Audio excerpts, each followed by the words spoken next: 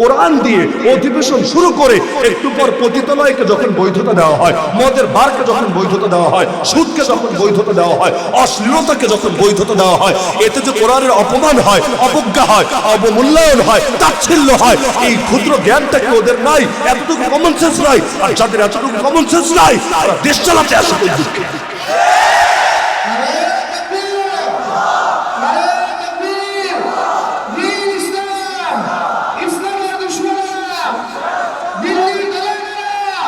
তাহলে এখন বলেন, কোথাও ইসলামকে টানে না, তাহলে জাতি বিভাজনে ইসলামকে কেন টানে? ইসলামকে এখানে টানে তাদেরকে এক্সট্রা ফ্যাসিলিটিস পাইয়ে দেওয়ার জন্য। বলবেন কিভাবে? ঢাকা শহরে গিয়েছেন কখনো? কেউ জান নাই? গেলে লোকাল বাসে চড়েছেন কখনো? লোকাল বাসে দেখবেন সামনের দিকে ড্রাইভারের পাশে কয়েকটা সিট রাখা থাকে না? ওইখানে লেখা থাকে নারী, শিশু ও প্রতিবন্ধীদের জন্য। কারো একটু ডিফারেন্ট বাক্য থাকে, এই টাইপের কোনো একটা বাক্য থাকে। এটা সুবিধা কি? সেখানে গিয়ে যদি আপনি বসেন না, নারী একটা এসে আপনার মান ইজ্জত পাঞ্চার করে আপনার এখান থেকে উঠে নেবে। কিন্তু আপনার সিটে গিয়ে যদি নারী বসে থাকে, আপনার সিট বলতে আলাদা সিট নেই, বাকি সব কমন। এটা নারীও বসতে পারে, শিশুও পারে, মুক্তিযোদ্ধাও পারে, প্রতিবন্ধীও পারে, ল্যাংড়াও পারে, সবাই পারে। এখানে যদি দেখেন এক নারী বসে আছে, আপনি বলতে হবে তোর সিট তো এখানে, তোর এটা ভাগ ওঠ এখান থেকে। খালি বললে দেখবেন সবাই মিলে আপনার চতুর্দৃষ্টি উদ্ধার করেছে। তাহলে কি হলো? আপনারটা তার বটে, কিন্তু তারটা আপনার না। মানে কি? যেটা কমন সেটা তো কমন, এখানে আপনারও ভাগ তারও ভাগ, তাকে এক্সট্রা কিছু ফ্যাসিলিটিস দেওয়া হয়েছে। কেন দেওয়া হয়েছে? কারণ তারা মেনে নিয়েছে। যদি স্বীকার করবে না মুখে, মুখে বলবে সমতার কথা, কিন্তু মেনে নিয়েছে তারা দুর্বল। দুর্বল হওয়ার কারণে তাদেরকে একটু স্যাক্রিফাইস করা দরকার, তাদেরকে একটু প্রায়োরিটি দেওয়া দরকার। ঠিক আছে, এটা নিয়ে আমাদের আপত্তি নাই, দিলাম প্রায়োরিটি, দিলাম স্যাক্রিফাইস, সব করলাম তোমাদের জন্য, ঠিক আছে। এবার সংখ্যালঘু এই কার্ড কেন খেলে জানেন? বাংলাদেশে কিসের সংখ্যালঘু? ওরাও যেই দেশে থাকে আমরাও সেই দেশে থাকি, ওরাও যে ভাষায় কথা বলে আমরাও সে ভাষায় কথা বলি। তাহলে অধিকার সমান থাকবে, পেলে সবাই পাবে, না পেলে কেউ পাবে না। তাহলে ওদেরকে আলাদা করে সংখ্যালঘু কার্ড খেলতে দেয় কেন? কার্ড খেলতে দেয় এজন্য যাতে করে 2021-এ আমরা 3000 যদি গ্রেফতার হই একসাথে, এটা নিয়ে কেউ কোনো প্রতিবাদ দেওয়ার গরজ অনুভব করবে না, এটা নিয়ে কেউ আন্দোলন সংগ্রাম করার অনুভব করবে না, এটা নিয়ে দিল্লি থেকে অফিসিয়ালি কোনো বিবৃতি আসবে না, তাদের ফরেন মিনিস্ট্রি এটা নিয়ে একটা বিবৃতি দেওয়ার গরজ অনুভব করবে না। আর চিন্ময় দাস ব্রহ্মচারীর মধ্যে এমন লোক যাকে কিনা ইসকনই বহিষ্কার করেছে। কেন করেছে? তাও বাংলাদেশের ইসকন থেকেই শুধু না, তাদের সেন্ট্রাল অফিস একেবারে আমেরিকা থেকে বহিষ্কার করেছে। কেন?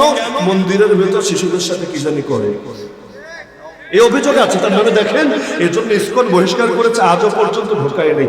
যেই লোকরে শিশুদের সাথে কি জানি করে মন্দিরের ভেতরে, এর জন্য বহিষ্কার করে, ওই লোকের জন্য আবার জান কুরবান করে। বাহ বাহ বাহ! বেশি করে গরুর মুখ খাইলে মাথার অবস্থা এমনই হয়। আকল বুদ্ধি বলতে থাকা দরকার কিছু। আরে অপরাধ তো অপরাধী, অপরাধ তো অপরাধী। আমার মুসলমান জাতির মধ্যে কেউ যদি অপরাধ করে, আমরা তারে আলাদা খাতিরগিরি দেখাই না, বরং অপরাধীর ব্যাপারে আমরাও অ্যাকশনের কথা বলি। কাদিয়ানির বিরুদ্ধে আন্দোলন করি, হিজবুত তাওহীদ বিরুদ্ধে আন্দোলন করি, চোর ডাকাত দুর্নীতি এগুলোর বিরুদ্ধে আমরা কথা বলি। তাহলে তোমরা পারো না কেন? যার ক্যারেক্টার এরকম তার পেছনেও দৌড়াও কেন? এমনকি গ্রেফতার হতে দেরি 24 আওয়ার্স অতিবাহিত হলো না, দিল্লির ফরেন মিনিস্ট্রি থেকে, ইন্ডিয়ার ফরেন মিনিস্ট্রি থেকে বিবৃতি চলে আসলো। কি কান্না! ওরা তো কাঁদলো, আমাদের পলাতক নেত্রীর এতদিন খবর নাই, এবার সেও বিবৃতি দিল। এমনকি বিবিসি পর্যন্ত এটা নিয়ে নিউজ কভার করলো যে তিনি বড় আহত হয়েছেন। এটা কি হলো বাংলাদেশে? এভাবে চিন্ময় দাস ব্রহ্মচারীর মতো এক মহাত্মাকে নিয়ে এভাবে বন্দী করে রাখা হলো। বড় অন্যায় হয়েছে, বড় জুলুম হয়েছে। আরে ওর দেশে মসজিদ রক্ষা করার অপরাধে 3 মুসলমানকে পাখির মতো গুলি করে শহীদ করেছে।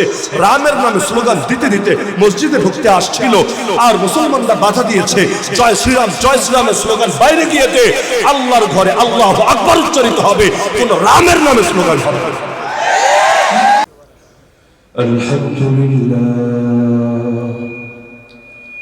আলহামদুলিল্লাহ ওয়াহদাহু ওয়া কাফা ওয়া সালামুন আলা ইবাদিহিল্লাযীনা ইসতাফা। أما بعد فأعوذ بالله من الشيطان الرجيم. بسم الله الرحمن الرحيم. ومن لم يجعل الله له نورا فما له من نور وقال النبي صلى الله تعالى عليه وسلم الكيس من دان نفسه وعمل لما بعد الموت والعاجز من أتبع نفسه هواها وتمنى على الله آمنت بالله صدق الله العلي العظيم وبلغنا رسوله النبي الكريم জামে ইসলামিয়া দারুল উলুম মাদানিয়া সুনামগঞ্জের পক্ষ থেকে আয়োজিত আজকের 59তম বার্ষিক ওয়াজ মাহফিলের সম্মানিত সভাপতি মণ্ডলী, উপস্থিত শ্রদ্ধেয় মুহতামিম সাহেব শেখুল হাদিস ইমাম আব্দুল নাসির সাহেব জামাত বারাকাতুহুল আলিয়া, উপস্থিত আমার শ্রদ্ধা ওয়াজিবুল ইহতারাম হযরত উলামায়ে কেরাম, এলাকার গণ্যমান্য মুরব্বিগণ, স্থানীয় এবং দূর দূরান্ত থেকে আগত দিন দরদি কোরআন প্রেমী প্রতাবিত জনতা এবং পর্দার আড়ালে থাকা বন্ধুরা, যারা নিয়মিত আমার আলোচনা শোনেন, কণ্ঠ শুনে বোঝার কথা শরীরের অবস্থা একেবারেই ভালো না। সকালে বিছানা থেকে ওঠার মতো হালত ছিল না। আজকে বাংলাদেশে যে প্রান্তে মাহফিল থাকুক আমি বলেও সেই মাহফিলে যেতাম না, স্বাস্থ্যের সাপোর্টও ছিল না। সিরেফ এই চিন্তা থেকে আসা যে জামিয়া মাদানিয়ার মাহফিল এবং হযরত নিজে এখানে দাওয়াত দিয়েছেন, আর কোনো মাহফিলে না গেলে কর্তৃপক্ষ সাধারণ শ্রোতাদের পক্ষ থেকে কি পরিমাণ চাপে পড়েন, বিড়ম্বনায় পড়েন, ভোগান্তি পড়েন, এটা তো জানাই আছে। তো যতক্ষণ জিন্দা আছে আমার কারণে আমাদের মাথার তাজ, আমাদের পিতৃতুল্য শ্রদ্ধা একজন মুরব্বী, তিনি বিভিন্ন প্রশ্নের শিকার হবেন, বিভিন্ন জিজ্ঞাসার শিকার হবেন, ভেতর থেকে সায় পাচ্ছেন। তো যদিও হালত একেবারেই ভালো না, বুকের ভেতর কফ জমা, জ্বর, ঠান্ডা, সর্দি, বহু সমস্যা, তারপরে এসে হাজির হলাম যে মুরব্বীদের দোয়াই তো আমাদের সম্বল, এটাই চলার পথের পাথেও, না হলে দুশ্মন তো পদে পদে বসে আছে। এরপর আল্লাহ তাআলা যে এখনো হেফাজতে রেখেছেন, দ্বীনের কিছু খেদমত আঞ্জাম দেওয়ার তৌফিক দান করেছেন, নিঃসন্দেহে এটা মুরব্বীদের দোয়ার বরকত রবের বিশেষ রহমত ছাড়া কিছু না। না হলে আমাদের এমন কোনো পুঁজি নাই, এমন কোনো সম্ভব নাই যা দিয়ে আমরা দুনিয়ার এত বাতিল শক্তির একসাথে মোকাবেলা করতে পারি। নিঃসন্দেহে রব্বুল আলামিন আমাদের জন্য যথেষ্ট হচ্ছেন। আলাইসাল্লাহু বিকাফিন আবদা ওয়া ইউখাউফুনাকা বিল্লাযিনা মিন দুনি। যতদিন মুরব্বীদের দোয়া থাকবে ইনশাআল্লাহ আল্লাহ তাআলা আশা করা যায় হকের উপর অটল এবং অবিচল রাখবেন এবং কিছু খেদমত আঞ্জাম দেওয়ার তৌফিক দিবেন। তো খুব লম্বা চড়া আলোচনা করার সুযোগ হবে না, শরীরও হয়তো কুলাবে না। তো মৌলিকভাবে আজকে একটা বার্তা দেওয়ার চেষ্টা করব, সেটা হলো কিয়ামতের ময়দানে আমাদের সবাইকে একটা জিনিস অতিক্রম করতে হবেই হবে, যেটার নাম পুলসিরাত। ওয়া ইম মিনকুম ইল্লা ওয়ারিদুহা কানা আলা রাব্বিকা হাতমান মাকদিয়া। তোমাদের মধ্যে এমন কেউ নাই যাকে সেই পুলসিরাত অতিক্রম করতে হবে না, এটাই রবের পক্ষ থেকে চূড়ান্ত সিদ্ধান্তের ব্যত্যয় হবে না, এর ব্যতিক্রম হবে না। হ্যাঁ, কাফেরদের কষ্ট করে পুলসিরাতে পাও রাখা লাগবে না, ওদের জন্য বিনা হিসাবে জাহান্নাম, ওদের আর চলাই কি আর ওদের আর থামাই কি। সিরাতে মুস্তাকিমের উপর যে চলবে, যে গতিতে চলবে, পুলসিরাতের উপর সে চলবে, সে গতিতে চলতে পারবে। এই যে পুলসিরাতটা অতিক্রম করবে, যে পুলসিরাত চুলের চাইতো চিকন, তরবারির চাইতো ধারালো, যার পাশে আবার প্রচুর পরিমাণ এমন জিনিস থাকবে, একের পরে এক, একের পরে এক আঘাত হানতেই থাকবে, হানতেই থাকবে। যদি কোনোভাবে শরীরে লাগে, চামড়া কাটবে, রক্ত বের হবে, কারো গোশত পর্যন্ত কেটে ক্ষত বিক্ষত হবে, কেউ আহত হয়ে হয়ে তার কাছে মনে হবে এই বুঝি পড়ে গেলাম জাহান্নামে। তো সেই যে পুলসিরাত অতিক্রম করবেটা কিভাবে আল্লাহ রাসূল জানিয়েছেন। সবার গতি আবার একরকম হবে না, কেউ অতিক্রম করবে বিজলির গতিতে, কেউ অতিক্রম করবে কাতারফ, আরে এক দৃষ্টি এক পলকের গতিতে, মুহূর্তেই নাই হয়ে গিয়েছে। কেউ চলবে এমন ভাবে যেভাবে দ্রুতগামী একটা ঘোড়া চলে, কেউ চলবে উটের মতো করে দৌড়ে দৌড়ে, কেউ চলবে একজন সুস্থ সবল জোয়ান মানুষ যেভাবে দৌড়ে সেভাবে। আর কারো চলার গতি এতটাই মন্থর হবে যেভাবে হামাগুড়ি দিয়ে দিয়ে অনেক ভিক্ষুকরা মাঝে মাঝে দেখবেন রাস্তায় চলে, এভাবে ধীরে ধীরে বহু কষ্ট করে প্রবেশ করবে জান্নাতে। এই যে পুলসিরাত অতিক্রম করবে মূলত কি দিয়ে? পুলসিরাত মূলত অতিক্রম করবে রবের পক্ষ থেকে প্রাপ্ত নূরের মাধ্যমে। কিসের মাধ্যমে? নূর। নূর মানে হলো আলো। দুনিয়াতে মানুষ যদি আলো না পায় তার কাছে কেমন ভয় ভয় লাগতে থাকে। আপনাকে বিশাল একটা রুমের মধ্যে আটকে দিলাম, বাইরে থেকে কারেন্টের তারও কেটে দিলাম, ইলেকট্রিসিটি অফ, ভেতরে একদম ঘুটঘুটে অন্ধকার, আপনার কাছে ফ্ল্যাশও নাই, আপনার কাছে আলো জ্বালানোর কোনো ব্যবস্থাও নাই। যত সাহসী মানুষ হোক না কেন, ভয়ে যদি নাও পান, কেমন কেমন লাগবে, তো আনইজি ফিল হবে, খুব ন্যাচারাল ব্যাপার, স্বাভাবিক ব্যাপার। তো নূর মানে আলো, এর বিপরীত হলো জুলমা, অন্ধকার। তো অন্ধকার যদি থাকে, তাহলে এই সূক্ষ্ম জিনিস মানুষ অতিক্রম করবে কিভাবে? আরে চিকন রাস্তা দিয়েও চলা যায় যদি ভিজিবিলিটি থাকে, আলোটা দৃশ্যমান থাকে। কিন্তু আপনি এমন একটা সরু রাস্তা দিয়ে যাচ্ছেন, মাঝে মাঝে এমন কিছু জায়গা দিয়ে মোটরসাইকেল নিতে হয়, একটু ডান বাম হলেই আপনি চলে গিয়েছেন আখেরাতে, দুনিয়ার থাকা লাগবে না। এই যে আপনি যাচ্ছেন, যদি আলো ঠিক রকম থাকে, আপনি তাও কষ্ট মষ্ট করে চালাতে পারবেন, কিন্তু দেখতেই পাচ্ছেন না, চালাবেন কিসের উপর দিয়ে? তো এই পুল সিরাত অতিক্রম করবে, অতিক্রম করতে চাইলে আগে তো দেখতে হবে। দেখবে কিসের মাধ্যমে? চাঁদের আলো নাই, সূর্যের আলো নাই, দেখবে কিসের মাধ্যমে? দেখবে মূলত এই নূরের মাধ্যমে। রাস্তায় যখন আমরা গাড়ি চালাই, যাদেরকে বেশি স্পিডে চলতে হয়, যেমন ধরেন আমাদের প্রচুর স্পিডে চলতে হয়, কেন? কারণ টাইম টেবিল ঠিক রাখতে হবে, এক জায়গা থেকে আরেক জায়গায় যেতে হবে। যদি আমি চাই রাতের বেলা গাড়ি জোরে টানবো, আমাকে ভালো লাইট লাগাতে হবেই না। লাইট লাগাবো অটোর মতো, অটোর সামনে একগুলো লাইট থাকে না, সামনে দিয়ে আসলে ঠিকই আপনার চোখ ঝালাপালা করে দেয়, কিন্তু ড্রাইভারও ঠিক মতো দেখে। ওর দিক থেকেও সমস্যা, আপনার দিক থেকেও সমস্যা। আবার লাগাবে একেবারে মাশাআল্লাহ এমন এক জায়গায়, আপনার চোখের টার্গেট আর মিস হবে না। প্রচুর অ্যাক্সিডেন্ট হয় এগুলোর কারণে। তো এখন দেখা যাচ্ছে আমি গাড়ি নিয়ে যাচ্ছি, খুব স্পিডে যাব। স্পিডে যেতে চাইলে আগে তো আমার আলোটা ঠিক রাখা লাগবে। যেমন আলহামদুলিল্লাহ, আল্লাহ দুইবার আমাকে হেফাজত করেছে এই জগন্নাথপুরের রোডে ডাকাতের কবল থেকে, অনেক হয়তো জানেন। একবার তো এমন যে আর একটু হলেই ধরা খেয়ে যায়, আর ওদের পর্যন্ত পৌঁছলে তো কাজ হয়েছে, গাড়িতে বাড়িও মেরে দিতে পারে, কি করবে না করবে আল্লাহ ভালো জানে। আর একবার ডাকাতের কবলে ঢাকায় পড়ার অভিজ্ঞতা আছে, মাল ম্যাটেরিয়াল যা আছে সব নিয়ে গেছে। এজন্য ডাকাতের ব্যাপারে এক্সট্রা সতর্কতা কাজ করে। তো দেখা গেল আলো অনেক দূরে যাওয়ায় কি রে, রাস্তা ব্লক করে রেখেছে কেন, কাহিনীটা কি? তাহলে মনে হয় ব্যাপার স্যাপার আছে। সঙ্গে সঙ্গে ব্যাক গিয়ার দিয়ে বের হয়ে আসা দিয়েছে। তাহলে আলোর মাত্রা যত বেশি হবে, কোয়ালিটি যত ভালো হবে, আপনার চলা তত বেশি স্পিডের সাথে সম্ভব হবে। তো পুলসিরাতের উপর দিয়ে যারা চলবে, এদের আলো বিভিন্ন রকম হবে। হাদিসে আছে, আল্লাহ রাসূল বলেন, কারো কারো আলো হবে পাহাড়ের মতো বিশাল, কারো কারো আলো হবে একদম সামান্য। এমনকি রাসূল এমন বলেছেন যে একজনের আলো হবে এমন হাতে থাকা খেজুরের একটা বিচির মতো সামান্য আলো, আর একজনের আলো হবে এমন তার বৃদ্ধাঙ্গুলি ইবহাম, এই বৃদ্ধাঙ্গুলির মধ্যে একবার জ্বলবে আবার নিভে যাবে, আবার জ্বলবে আবার নিভে যাবে। যখন জ্বলবে একটু এগোবে, যখন নিভবে তখন আবার থেমে যাবে। তো মুমিনরা সেদিন অতিক্রম করবে মূলত কিভাবে? কোরআন মাজিদ 28 নম্বর পারা সূরাতুল হাদীদ আয়াত নম্বর 12 আল্লাহ জানাচ্ছেন, ইয়াউমা তারাল মুমিনিনা ওয়াল মুমিনাত ইয়াসআ নূরুহুম বাইনা আইদিহিম ওয়া বিআইমানিহিম।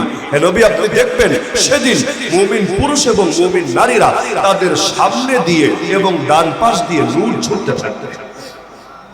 অনেক মুফাসসিরের মধ্যে সামনে দিয়ে ছুটতে থাকবে ঈমানের নূর, ডান পাশ দিয়ে ছুটতে থাকবে নেক আমলের নূর। যেহেতু তাদেরকে আমলনামা দেওয়া হবে ডান হাতে, তাদের অবস্থান হবে আরশের ডান পাশে, এজন্য তাদেরকে সূরা ওয়াকিয়ায় বলা হয়েছে আসহাবুল ইয়ামিন, ডানপন্থী। এই ডানপন্থী মানে ওই রাজনীতিবিদ যারা ডানপন্থী ওইটা না, আবার বামপন্থী মানে ওই বাম রাজনীতি বলতে যা বোঝায় ওইটা না। বামপন্থী মানে যাদের আমলনামা দেওয়া হবে বাম হাতে, তবে এভাবে না, সামনের দিকে বাম হাতে দেওয়া হবে না, এই হাতটাকে বুকের ভেতর দিয়ে ঢুকিয়ে পিঠের পেছন থেকে বের করে চরম লাঞ্ছিত করে এরপর সেই হাতের মধ্যে তাদেরকে বদ আমল দেওয়া হবে। আমল পেয়ে পড়বে আর কি, আমল পেয়ে বলতে শুরু করবে, ওয়াম্মা মান উতিয়া কিতাবাহু বিশিমালি ফায়াকুল ইয়া লাইতানি লাম উতা কিতাবিয়া। হায়, আজকে যদি আমাকে আমার আমলনামা না দেওয়া হতো, ওয়ালাম আদরি মা হিসাবিয়া, আমি যদি আদৌ জানতেই না পারতাম আমার হিসাব কি হবে। ইয়া লাইতাহা কানাতিল কাদিয়া, হায় মৃত্যুই যদি সবকিছুকে শেষ করে দিয়ে যেত। মা আগনা আন্নি মালিয়া, আমার এত মাল আমার কোনোই কাজে আসলো না। হালাকা আন্নি সুলতানিয়া, আমার এত বছরের ক্ষমতা, এত পাকাপোক্ত ক্ষমতা সব হারিয়ে গেল, কোনোই কাজে আসলো না। এর মধ্যে গায়েব থেকে আওয়াজ চলে আসবে, খুযুহু ফাগুল্লু, ওকে ধরো, ধরে শিকল দিয়ে বাঁধো, সুম্মাল জাহিম সাল্লু, এরপর নিয়ে ওকে জাহান্নামে নিক্ষেপ। তো এই যে যাদেরকে দেওয়া হবে বাম হাতে আমল, এরা এক গ্রুপ, যাদেরকে দেওয়া হবে ডান হাতে আমলনামা আরেক গ্রুপ। তো যেহেতু ডান হাতে আমলনামা পাবে এবং পেছনের দিকে না সামনের দিকেই পাবে, তাদের নূরও সামনের দিক দিয়ে ছুটবে এবং ডান পাশ দিয়ে ছুটতে থাকবে। নূরের গতি যেমন হবে তাদের চলার গতিও তেমন হবে। একদিকে তো নূর পাবেই, আরেকদিকে সুসংবাদ আসতে থাকবে। কারণ প্রচন্ড ভয়ের সময়ও কেউ যদি সান্ত্বনা দেয়, মনোবল জাগায়, অন্তরে আলাদা শক্তি পাওয়া যায়। ধরেন কারাগারে আমরা সবাই কারাগার, কিন্তু একজন যখন আরেকজনকে সান্ত্বনা দেয়, সবাই কিন্তু মুসিবতে, কেউ ভালো নাই, কিন্তু একজন যখন আরেকজনকে সান্ত্বনা দেয় অন্তরে আলাদা শক্তি পাওয়া যায়। আমরা যখন গিয়ে ঢুকি তখন যারা 5 বছর 10 বছর 20 বছর ধরে আছে তারাই যখন বলে হুজুর সবর করেন, আল্লাহ অনেক বড় প্রতিদান দিবেন। তো কারাগার মানে তো সবর করাই লাগবে, বিকল্প অপশন তো নাই, অটো সবর, ইচ্ছায় বা অনিচ্ছায়। কিন্তু ওই কথাগুলো যখন বলে অন্তরে আলাদা শক্তি পাওয়া যায়। প্রথম দিনে এক আলেম এই আয়াতটা শোনালেন, ইন্নামা ইউয়াফাস সাবিরুনা আজরাহুম বিগাইরি হিসাব। কিয়ামতের দিন আল্লাহ সবরকারীদেরকে তাদের প্রতিদান দিবেন হিসাব ছাড়া। হিসাব করে করে না, যে এটা করলে 10, ওটা করলে 20, এটা করলে 100, হিসাব না। যারা সবরের পরিচয় দেবে তাদেরকে তাদের বিনিময়ে বুঝিয়ে দেওয়া হিসাব ছাড়া। এই আয়াত যে জীবনে পড়ি নাই তা না, জীবনে জানি না তা না, শোনার পর অন্তরটা এতটা মনোবল চলে আসলো। মনোবল আসে বলে হাদিসে আছে, মানে আজ্জা মুসাবান ফালাহু মিথলু আজরিহি। যে ব্যক্তি কোন মুসিবতগ্রস্ত ব্যক্তিকে সান্ত্বনা দেয়, ওই লোক মুসিবতে পড়ে যে সওয়াব পেয়েছে, আপনি সান্ত্বনা দিয়ে সমান সওয়াব পেয়েছেন। সান্ত্বনা দিলে কি হয়? আল্লাহর নবীর দিকে থাকেন, হেরা গুহায় ওহী আসলো, নবী অসুস্থ হয়ে গেলেন, প্রচন্ড জ্বরাক্রান্ত, তাকে তখন সান্ত্বনা দিয়েছিলেন। কি কপাল! উম্মত পেরেশান হলে নবীর কাছে যায়, নবী সান্ত্বনা দেয়। নবী এখন নিজেই পেরেশান, আরে আল্লাহ তাকে সান্ত্বনা দেওয়ার মহান সৌভাগ্য দিয়ে দিলেন কাকে? আম্মা জান খাদিজা রাদিয়াল্লাহু আনহাকে। একজন নারী হয়েও আল্লাহ তাকে এমন এক মাকাম দিলেন, তার মাঝে এমন কিছু ঢেলে দিলেন, তিনি নবীকে বলছেন, কাল্লা ওয়াল্লাহ লা ইউখজিকা আল্লাহু আবাদা ইন্নাকা লাতাসিলুর রাহিম ওয়া তাহমিলুল কাল্লা ওয়া তাকসিবুল মাদুম ওয়া তাকরিজ যায়ফ ওয়া তুঈনু আলা নওয়াইবিল হক। আল্লাহর কসম, কখনোই না, কখনোই আল্লাহ আপনাকে লাঞ্ছিত করবে না। কারণ আপনার মধ্যে এমন বিরল 5টা গুণ আছে, এই গুণগুলো যাদের ভেতরে থাকে আল্লাহ তাদেরকে দুনিয়ার বুকে লাঞ্ছিত করে না। এই যে এক মাকাম, শুধু এখানেই শেষ না, নিয়ে গেলেন ওয়ারাকা বিন নাওফেলের কাছে। সে ওয়ারাকা বিন নাওফেলের কথা শুনে আল্লাহ নবী অবাক হয়েছিলেন। ওয়ারাকা বলেছিলেন, তোমার কাছে যে এসেছে সে নতুন কেউ না, ইন্নাহুন নামুস, সে হলো সেই জিবরিল যে পূর্ববর্তী নবীদের কাছেও এসেছে ওহী নিয়ে। এরপর আফসোস করে বলল, হায় মুহাম্মদ, আমি যদি সেদিন জীবিত থাকতাম, যেদিন তোমার জাতি তোমাকে বের করে দেবে মক্কা থেকে।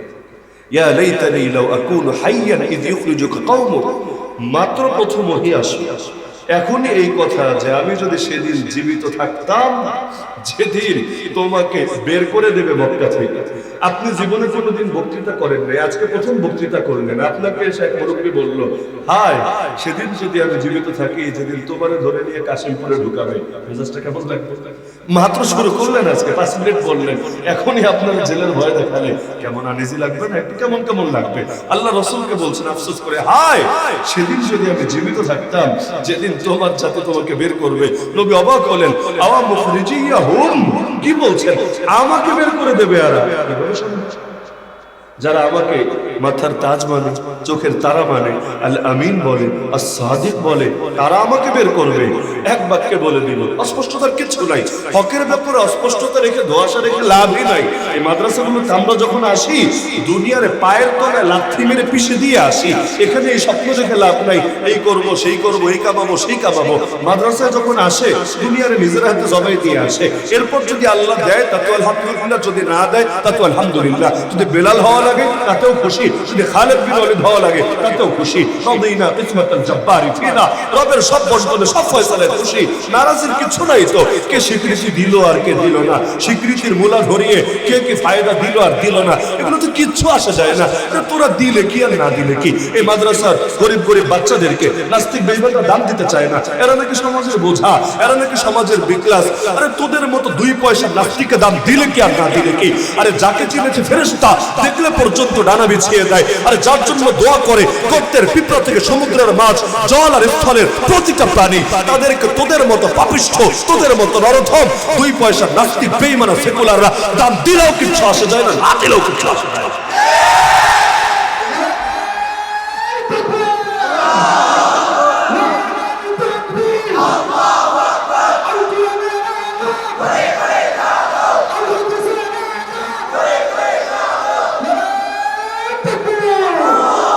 এজন্য সান্ত্বনা বড় গুরুত্বপূর্ণ এক আমল। এই আমলে কমতি করবেন না। আল্লাহ নবীকে সান্ত্বনা দেয়, ইন্না আতাইনাকাল কাউসার। তখন আল্লাহ নবী একটা একটা করে পুত্র সন্তান কেউ বাঁচছে না, সবাই মরে যাচ্ছে। মক্কার মুশরিকদের মধ্যে আনন্দের খুশির জোয়ার বয়ে যাচ্ছে। বুতিরা মুহাম্মদ, দাউ মুহাম্মাদান ওয়া আসহাবা ফাইন্নাহু রাজুলুন আবতারু লা আকিবা লা ফাইদা হালাকা ইনকাতা যিকরুহু। ওরা বলতো, দেখ দেখ মুহাম্মাদের লেজ কাটা গেছে। না, ওরা বলতো, এই তোরা মুহাম্মদ আর তার সাহাবীদের নিয়ে টেনশন করিস না রে। কেন? কারণ সে এক নির্বংশ পুরুষ, তার বংশ নাই। একবার যদি মরে তাকে স্মরণ করারও কেউ নাই। পৃথিবী থেকে স্মরণ হারিয়ে যাবে। বংশের বাতি জ্বালায় ছেলে সন্তান, তার ছেলে সন্তানই তো বেঁচে নাই। বংশের বাতি জ্বালাবে কে? তাকে স্মরণীয় বরণীয় রাখবে কে? পাগলরা ভেবেছে যে দুনিয়াতে যেমন সন্তানরাই শুধু বাপরে স্মরণীয় রাখে, বাংলাদেশে দেখেন না, পুরো দেশটার মূর্তির দেশ বানিয়ে ছেড়েছে একজন, তবুও তার বাপরে যদি পাবলিকে স্মরণ করে, কি কষ্ট পাচ্ছেন না? পুরো দেশটাকে মূর্তি দিয়ে সয়লাভ করে ছেড়েছে, অথচ ওরা জানে না তা না। যেই ঘরে ছবি থাকে, ভাস্কর্য থাকে, প্রতিকৃতি থাকে অথবা কুত্তা থাকে, ওই ঘরে ফেরেশতা যায় না। কোন ফেরেশতা? গজবের ফেরেশতা ঠিকই যাবে, অবশ্যই যাবে। ওই এক হিন্দু লোক একটা কুত্তা নিয়ে এসেছিল কাসিমুল উলুম ওয়াল খায়রাত হুজ্জাতুল ইসলাম কাসিমুল নানুতুবি রাহমাতুল্লাহি আলাইহির কাছে। হুজুর, আপনাদের হুজুরদের মুখে শুনেছি। কি শুনেছো? যেই ঘরে কুত্তা থাকে অথবা ছবি টবি থাকে, মূর্তি থাকে, ওই ঘরে ফেরেশতা আসে। তা আমার ঘরে তো মূর্তি আছে, আর বাইরে গেলেও কুত্তা নিয়ে নিয়ে চলি। কেন জানেন? আজরাইলও তো একটা ফেরেশতা, যাতে আমার কাছে আসতে চায়। তো এখন যদি আমি মরি তাহলে বোঝা যাবে আপনাদের ইসলামে গলদ আছে। আর যদি আমি বেঁচে থাকি লাভ আল্লাহ, পুরাই লাভ, সারা জীবন অমর হয়ে থাকবো, আর কোনো ভেজাল নাই। এজন্য বাইরে বের হইলে কুত্তা, আর ঘরে থাকলে মূর্তি তো আছে। তিনি বললেন, তোমাদের এলাকায় কি কুত্তা কখনো মরে না? বললো, হ্যাঁ, কুত্তা তো অবশ্যই মরে। তাহলে কুত্তা কিভাবে মরে? কেউ না কেউ তো জান কবজ করে। বললো, হ্যাঁ, জান তো অবশ্যই কবজ করে। তিনি বললেন, হিসাব সহজ, তাহলে আজরাইলের আসার দরকার পড়বে না তোমার কাছে, ওই রহমতের ফেরেশতারা এসেও তোমারে রিসিভ করে নিয়ে যাবে, প্রয়োজন নাই তো। কুত্তার জান কবজ করে যে তোমার জানটা কবজ করে নিয়ে যাবে সে। তাহলে তুমি কুত্তা নিয়ে ঘোরো, সমস্যার কিছু নাই। কুত্তার পরিণতি তোমার কপালে নামবে। মাঝে মাঝে এমন এমন জবাব আল্লাহ তাআলা বুজুর্গদের জবানে বের করেন, এক জবাবে হিদায়াত হয়ে যায়।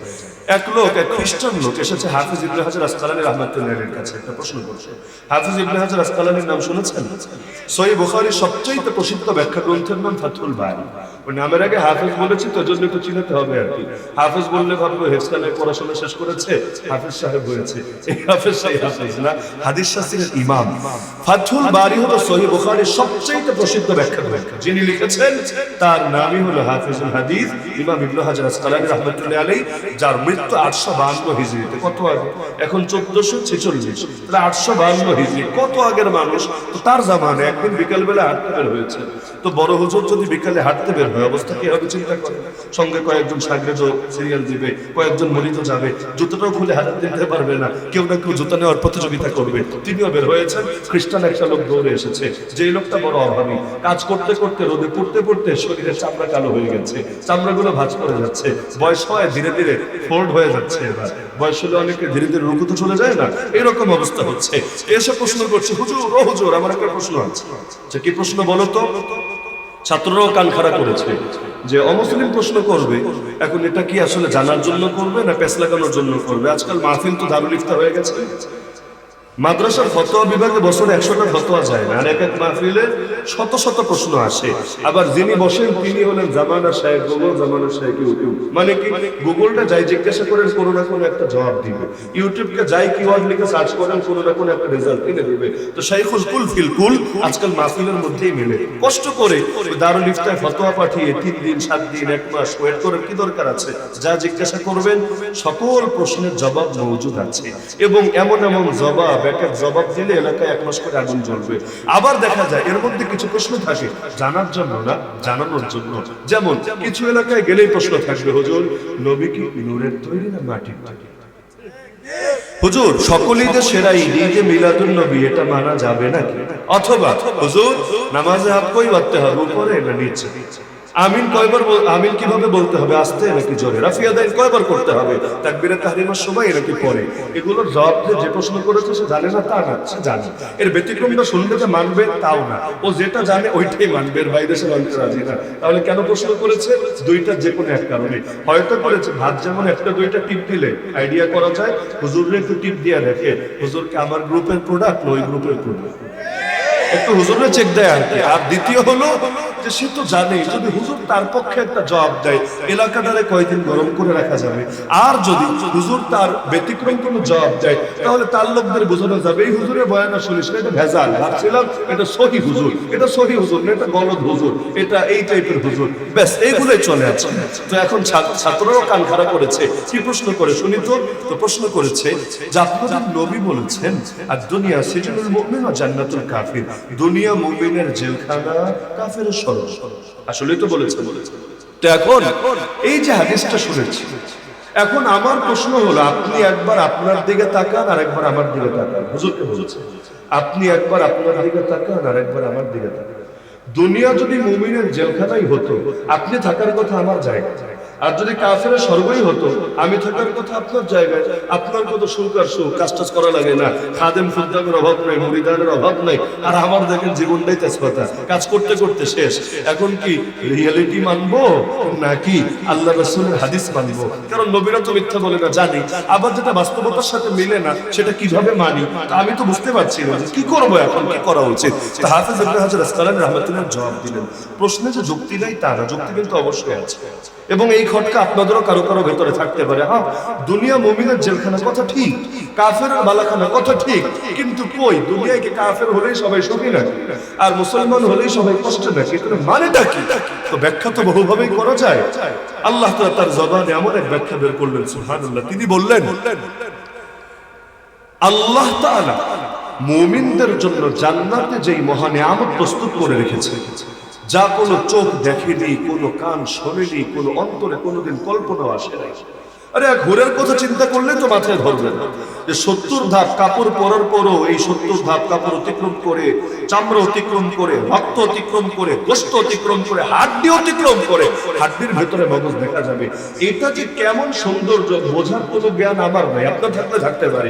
এটা যে কেমন সৌন্দর্য এটা মাথায় ধরতেই চাইবে না। কিভাবে সম্ভব যে একবার দুনিয়ায় উকি দিলে আর লাইটও লাগতো না, চাঁদও লাগতো না, সূর্যও লাগতো না, রূপের আলোয় দুনিয়া আলোকিত হয়ে থাকতো। একবার থুতু ফেললে আর কষ্ট করে আতর কেন লাগতো না, পারফিউম ব্যবহার করা লাগতো না, ওই সুবাসী দুনিয়া চির সুবাসিত হয়ে থাকতো। কিভাবে সম্ভব? মাথায় তো ধরতে চায় না। তা আল্লাহ মুমিনের জন্য যে মহা নিয়ামত রেডি করে রেখেছেন তার সঙ্গে যদি দুনিয়ার জীবনকে তুলনা করা হয়, মুমিন যত আরামেই থাকুক না কেন ওইটার সঙ্গে তুলনা করলে এটা জেলখানার মতো কষ্ট ছাড়া কিছু না। জেলখানায় এখন যারা আছে, অমুক দলের নেতা যারা আছে, ওদেরকেও বিভিন্ন ভিআইপি ফ্যাসিলিটিস দেওয়া হচ্ছে যেগুলো আমরা পাই না। তাদেরকে আলাদা করে খাট দেওয়া হয়, টিভি দেওয়া হয়, প্রতিদিন পত্রিকা দেওয়া হয়, আর কিছু খাবার দাবারও ভালো দেওয়া হয়, সেবক দেওয়া হয়, আলাদা করে সেবক যারা তাদের জন্য রান্না বান্না করে দেয়, সব ফ্যাসিলিটিস। কিন্তু আমাকে বলেন এত ফ্যাসিলিটিস পাওয়ার পরও এটাকে তাদের জন্য স্বর্গ ধরা যায় কেন? বাইরে যে সুখে ছিল ওটার সঙ্গে এখানে যদি এসিও লাগায় দেয়, যদি প্রত্যেকের সঙ্গে একটা করে আইফোনও ধরায় দেয়, তবু বাইরের সুখের সাথে এটার কোনো তুলনাই হবে না। বড় কষ্টের জায়গা এটা। তো মুমিন দুনিয়াতে যত আরামেই থাকুক না কেন ওই সুখের সঙ্গে কোনো তুলনা চলে? যদি না চলে তাহলে তো এটা তার জন্য জেলখানাই বটে। আর কাফেরের জন্য আল্লাহ যে ভয়াবহ বিভীষিকাময় যন্ত্রণাদায়ক আযাব আর গজব প্রস্তুত করে রেখেছেন, তার সঙ্গে যদি দুনিয়ার জীবনকে কম্পেয়ার করা হয়, সে যদি না খেয়েও থাকে, গাছতলায়ও থাকে, অন্নহীন থাকে, বস্ত্রহীন থাকে, চিকিৎসাহীন থাকে, তবুও ওই পরিণতির সঙ্গে তুলনা করলে এটা স্বর্গের মতো সুখ ছাড়া কিছু না। আর মরতে দেরি, ওর উপর সেই ভয়াবহ আযাব প্রয়োগ হতে দেরি না। তাহলে পরিণতির বিবেচনায় দুনিয়া মুমিনের জেলখানা, কাফেরের বালাখানা, এই জবাব দিতে দেরি, খ্রিস্টানের বলতে দেরি না, আশহাদু আল্লা ইলাহা ইল্লাল্লাহ ওয়া আশহাদু আন্না মুহাম্মাদান আবদুহু ওয়া রাসূলুহু। আল্লাহ রাসূলের পুত্র মারা যাচ্ছে, ওরা খুশি। আল্লাহ সান্ত্বনা দিচ্ছেন, ইন্না আতাইনাকাল কাউসার। আরে পুত্র হারিয়েছেন, আফসোসের কি আছে? দুনিয়ার আখিরাতের সমস্ত কল্যাণ দিয়ে দিয়েছে আপনাকে। আল কাউসার ইয়ানি আল খায়র আল কাসীর। আরে সব ধরনের প্রচুর পরিমাণ কল্যাণ আপনাকে দিয়েছি। এর মধ্যে হাউজে কাউসারও আছে, জান্নাতের নাহরে কাউসারও আছে, শাফাআতে উযমাও আছে, মাকামে মাহমুদও আছে। যা কিছু দুনিয়া এবং আখিরাতে উত্তম সবই আছে। রাফা'না লাকা যিকরাক। আমি আল্লাহ সমুন্নত করে দিয়েছি আপনার আলোচনা। এমন সমুন্নত করেছেন, ওয়াদাম্মাল ইলাহু ইসমান নবিয়্যি ইলা ইসমিহি ইযা ক্বালা ফিল খামসিল মুআদ্দিন আশহাদু ওয়া শাক্কা লাহু মিন ইসমিহি লিয়ুজিল্লাহু ফাযুল আরশি মাহমুদুন ওয়া হাদা মুহাম্মাদু নবিয়্যুন আতানা বা'দা ইয়াসিন ওয়া ফাতরাতিন মিনার রুসুলি ওয়াল আওসান ফিল আরদি তু'বাদু ফাআমসা সিরাজান মুস্তানিরান ওয়া হাদিয়া ইয়ালুহু কামা লাহা الثقيل المهند فيا خير من دفنت في القاع يعظمه فطاب من طيبهن القاع والأكم نفس الفداء لقبر أنت ساكنه فيه العفاف وفيه الجود والكرم কি কবিতা বলে গিয়েছেন হাসান বিন সাবিত রাদিয়াল্লাহু আনহু। আল্লাহ তাআলা তার কবরকে নূরের অন্বিত বানিয়ে দিন, যার মধ্যে অংশটা আছে আল্লাহ নিজের নামের সঙ্গে নবীজির নাম মিলিয়ে দিয়েছে। দেখেন না, মুয়াজ্জিন ডেইলি 5 বার আল্লাহর নামের ঘোষণা দিয়ে এরপরেই নবীজির নামে ঘোষণা দেয়। কালেমা পড়তে গেলেও আল্লাহর নাম বললেই এরপর নবীজির নামটাও বলতে হয়। এমনকি নামাজের মধ্যেও দেখেন না, আত-তাহিয়াতু লিল্লাহি ওয়াস-সালাওয়াতু ওয়াত-তাইয়্যিবাত, আল্লাহর নামে প্রশংসা করার সঙ্গে সঙ্গেই আসসালামু আলাইকা আইয়ুহান নাবিয়্যু ওয়া রাহমাতুল্লাহি ওয়া বারাকাতু, এই যে শুরু হলো একেবারে দুরূদ শরীফের শেষ পর্যন্ত নবীর নামে সালাত ও সালাম পেশ করা হয়। তো যার নাম আল্লাহ উচ্চারিত করেছে, পৃথিবীর কে আছে তার নামকে জমিয়ে দিতে পারে? তাহলে আল্লাহ নবীকে সান্ত্বনা দিলেন এবং উম্মতকে শিক্ষা দিলেন, সান্ত্বনার আমল জারি রাখতে হবে। আমরাও আসেন বেশি করে সান্ত্বনা দিই না? একটা সান্ত্বনা দেই আপনাদের, সেদিন বেশি দূরে না যেদিন গোটা পৃথিবীর পরতে পরতে ইসলামের পতাকা উড়বে। সেদিন বেশি দূরে না, শহর বা গ্রামের একটা কাঁচা বা পাকা ঘর এমন থাকবে না যেখানে আমার আল্লাহ ইসলামের কালেমা প্রবেশ করাবেন না। লা ইয়াতরুকুল্লাহু বাইতা বাদারিন ওয়ালা ওয়াবার ইল্লা আদখালাহুল্লাহু কালিমাতাল ইসলাম। এভাবে মনোবল চাঙ্গা থাকবে না। যখন দেখবেন জুলুম আর জুলুম, ধীরে ধীরে মনোবল দুর্বল হবে।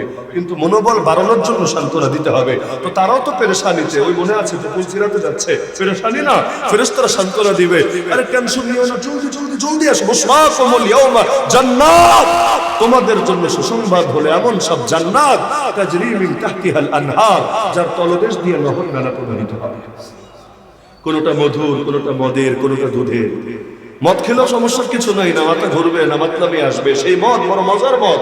ওয়াসাকাহুম রাব্বুহুম শারাবান তাহুরা, যেই মদ পবিত্র মদ, রবি নিজের কুদরতে সেই মদ পান করাবেন আপনাদেরকে। দুনিয়ার রেশমি পোশাক ব্যবহার করতে পারেন না পুরুষরা, জান্নাতে আল্লাহ রেশমি পোশাক দিয়ে দিবেন। দুনিয়া স্বর্ণ ব্যবহার করতে পারেন না, আল্লাহ দিয়ে দিবেন।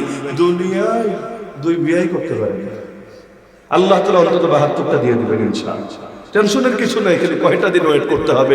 দুনিয়ায় নষ্টা ভ্রষ্টা নারীর পেছনে ছুটে ছুটে ডিপ্রেশনে পড়ে গেছেন, সুইসাইড করার প্ল্যান করছেন। আরে কত লাগবে, কত আল্লাহ আপনার জন্য সব রেডি করে রেখে দিয়েছে। তাহলে জাস্ট কয়েকটা দিন সবর করতে হবে। দুনিয়ার গান্ধাদের ভালো না বেশে ওরকে ভালোবাসতে হবে।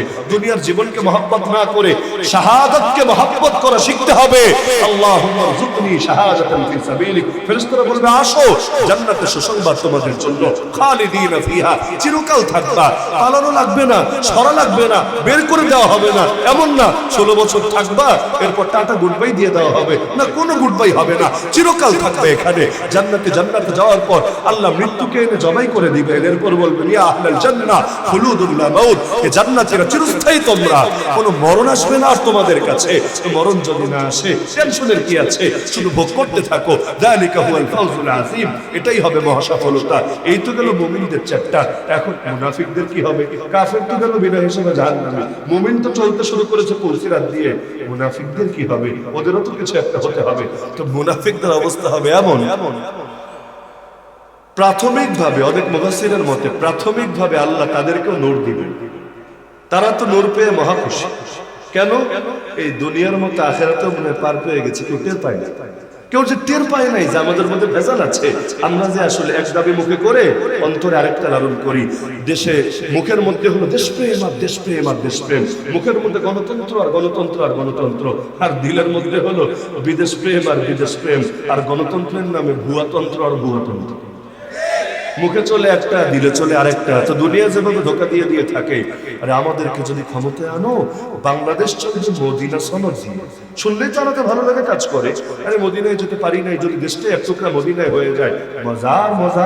কিন্তু দেখা যাবে শুরু তো হবে মদিনার ডায়লগ দিয়ে, পরে মক্কাও পাবেন না, তয়েফও পাবেন না, পাবেন শুধু একখণ্ড দিল্লিস্তান আর হিন্দুস্তান। তো যাই হোক, এখন মুনাফিকদের অবস্থা কি হবে? প্রাথমিকভাবে নূর পেয়ে মহাখুশি, যাক এবার চলতে শুরু করি মুমিনদের সাথে। কিন্তু যখন চলতে শুরু করবে, দুনিয়ায় যেহেতু মুনাফিকরা ধোঁকাবাজি করে না, ধোঁকাবাজি করে, এমনকি আল্লাহরও ধোঁকা দিতে চায়, আল্লাহ রাসূলকে ধোঁকা দিতে চায়। রাসূলের সামনে আসলে বলে নাশহাদু ইন্নাকা রাসূলুল্লাহ, সূরা মুনাফিকুনের 1 নম্বর আয়াত, ইযা জাআকাল মুনাফিকুনা ক্বালু নাশহাদু ইন্নাকা রাসূলুল্লাহ। নবী আপনার কাছে যখন মুনাফিকরা আসে, সুন্দর করে বলে আমরা সাক্ষ্য দিচ্ছি নিশ্চয়ই আপনি আল্লাহর রাসূল। মুখ থেকে যেন মধু ঝরে, আল্লাহু ইয়ালামু ইন্নাকা রাসূলু। আল্লাহ বলেন আল্লাহ ভালো করে জানেন আপনি তার রাসূল, কিন্তু আল্লাহু ইয়াশহাদু ইন্নাল মুনাফিকিনা লাকাযিবুন, আল্লাহ সাক্ষ্য দিচ্ছেন মুনাফিকরা ডাহা মিথ্যাবাদী। কেন? সামনে এসে বলবে আমান্না, ঈমান তো এনেছি, আর ওদের সাথে যখন মিলিত হবে, ওয়া ইযা খালাউ ইলা শায়াতিনহিম ওয়া ইযা খালাউ ইলা মুদিহিম ওয়া ইযা খালাউ ইলা ইসকুনিহিম ওয়া ইযা খালাউ ইলা বিজেপিহিম, তখন বলবে ইন্না মাআকুম, আরে হাম তো হে তোমারে সাথ, ইন্নামা নাহনু মুস্তাহজিউন, আমরা তো মুমিনদের সাথে একটু মজা নিচ্ছি, একটু মশকরা করছি, একটু ফাইজলামি করছি। এজন্য আল্লাহ বলেন ইউখাদিউন আল্লাহ, ওরা দাগাবাজি করে, ধোঁকাবাজি করে আল্লাহর সাথে, কিন্তু আল্লাহর সাথে কি ধোঁকাবাজি করে কুলাতে পারবে? ওয়া হুয়া খাদিউহুম, আল্লাহ কৌশল করেন ওদের সাথে। ওয়ামাকারু ওয়ামাকারাল্লাহ, ওরা করে চক্রান্ত, আল্লাহ করেন কৌশল। তো নূর পেয়ে যখন ছুটবে সিরাতুল মুস্তাকিমের সামনে পা দিবে, হঠাৎ করে দেখবে নূর নাই হয়ে গেছে। কি রে, লোডশেডিং কেন? ব্যাপারটা কি? জেনারেটর তো নাই, আইপিএস তো নাই, তো লোডশেডিং हो गया, अब क्या होगा? कहाँ जाना है, कैसे जाना है, बहुत परेशानी। এখন কি হবে? ওই সময় তারা কি করবে? এই পরের আয়াতই আছে সূরা হাদীদ আয়াত নম্বর 13, ইয়াউমা ইয়াকুলুল মুনাফিকুনা ওয়াল মুনাফিকাতু লিল্লাযীনা আমানু, সেদিন মুনাফিক পুরুষরা, মুনাফিক নারীরা, নারী বলে সব জায়গায় এক্সট্রা চান্স দিবা, ওই সুযোগ পাবা। মুনাফিকের পুরুষগুলোর এই পরিণতি, মুনাফিক নারীগুলোর এই পরিণতি। এই যে দুর্বল সাইজা সাইজা, ভিকটিম সাইজা সাইজা, আজীব এক ফাইজলামি চলে সমাজে। নিজেরা যদি একবার ভিকটিম প্রমাণ করতে পারে, তার জন্য সব যাবে হালাল হয়ে। আমি একটা সূক্ষ্ম ব্যাপার বোঝাই আপনাদেরকে, যদিও কারো কারো বুঝতে একটু কষ্ট হতে পারে। বাংলাদেশ কি কোনো ইসলামী রাষ্ট্র? আজও পর্যন্ত এটা ইসলামী রাষ্ট্র বানাতে পেরেছেন? পারেন নাই। এখনো পর্যন্ত ইসলামী রাষ্ট্র এটা হয়ে ওঠে নাই। যেহেতু ইসলামী রাষ্ট্র হয়ে ওঠে নাই, তাহলে ইসলামের ভিত্তিতে এখানে জাতীয়তা ভাগ করা হবে, এটাও তো যৌক্তিক ব্যাপার না। রাষ্ট্র হয়েছে কিভাবে?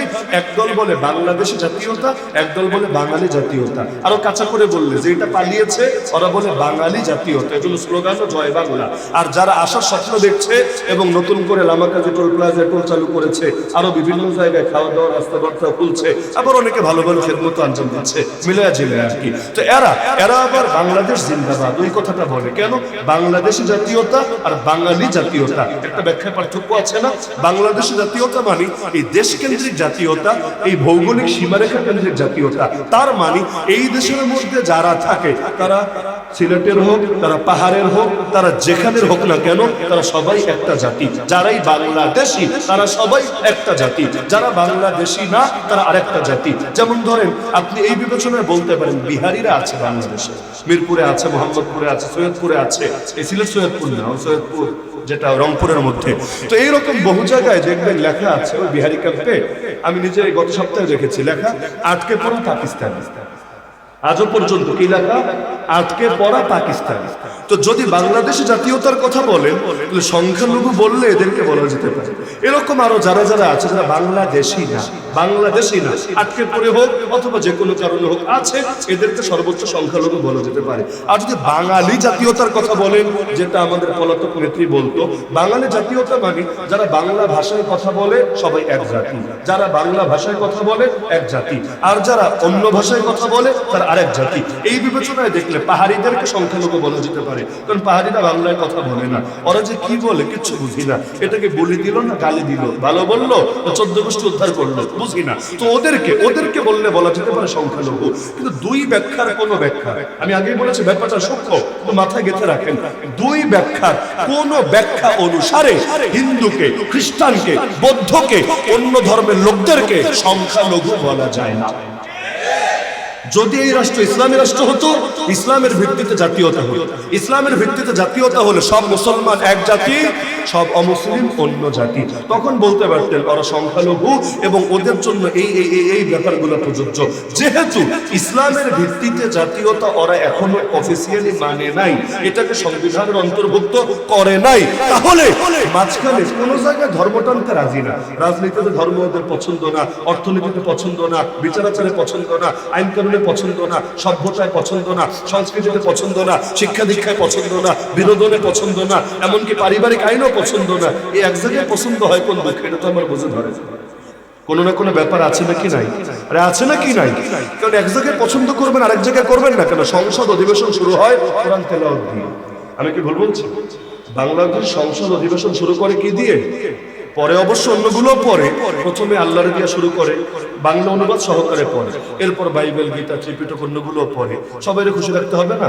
আল্লাহ খুশি থাকো, ভগবানও খুশি থাকো, ঈশ্বরও খুশি থাকো, গণও খুশি থাকো, আরো যারা যারা আছে খুশি থাকো। আচ্ছা গেল, তাও একটা গেল। এরপর কি করে? কোরআনের বিরুদ্ধে আইন করে। একটু আগে কোরআন তেলাওয়াত দিয়ে শুরু করলো আরবিতে, বাংলা অনুবাদ সহকারে পড়লো। যদিও কারি সাহেব যিনি থাকেন মনে চাইলে সবাই আজ পড়তে পারবেন না। জিহাদের আয়াত পড়ে দেখুক, খেলাফতের আয়াত পড়ে দেখুক, দিন কায়েমের আয়াত পড়ে দেখুক, ওই কারি আর ওইখান থেকে বের হওয়া লাগবে না, সুন্দর মতো কাশিম পড়ে তারা সাপ্লাই দিয়ে দেওয়া হবে। তো নির্দিষ্ট কিছু আয়াত আছে, এটা পড়বে। কিন্তু ওই আরবিতে কোরআন পড়লো, সবাই খুশি হলো, একদম তাদের মন ভরে গেল। কিন্তু ওইটার বিপক্ষে একটু পরে আইন বানালো। তাহলে হলোটা কি? তাহলে কোরআন দিয়ে শুরু করার মানেটা কি? কেউ যদি বিসমিল্লাহ বলে মদ খায় আর ঈমান শেষ, কেউ যদি নাপাক অবস্থা সেজদা দেয় আর ঈমান শেষ। কেন? এতে অবজ্ঞা প্রকাশ পায়, তাচ্ছিল্য প্রকাশ পায়। তো কোরআন দিয়ে অধিবেশন শুরু করে একটু পর পতিতালয়কে যখন বৈধতা দেওয়া হয়, মদের বারকে যখন বৈধতা দেওয়া হয়, সুদকে যখন বৈধতা দেওয়া হয়, অশ্লীলতাকে যখন বৈধতা দেওয়া হয়, এতে যে কোরআনের অপমান হয়, অবজ্ঞা হয়, অবমূল্যায়ন হয়, তাচ্ছিল্য হয়, এই ক্ষুদ্র জ্ঞানটা কি ওদের নাই? এতটুকু কমন সেন্স নাই। আর যাদের এতটুকু কমন সেন্স নাই, তারা দেশ চালাতে আসে কোন দুঃখে।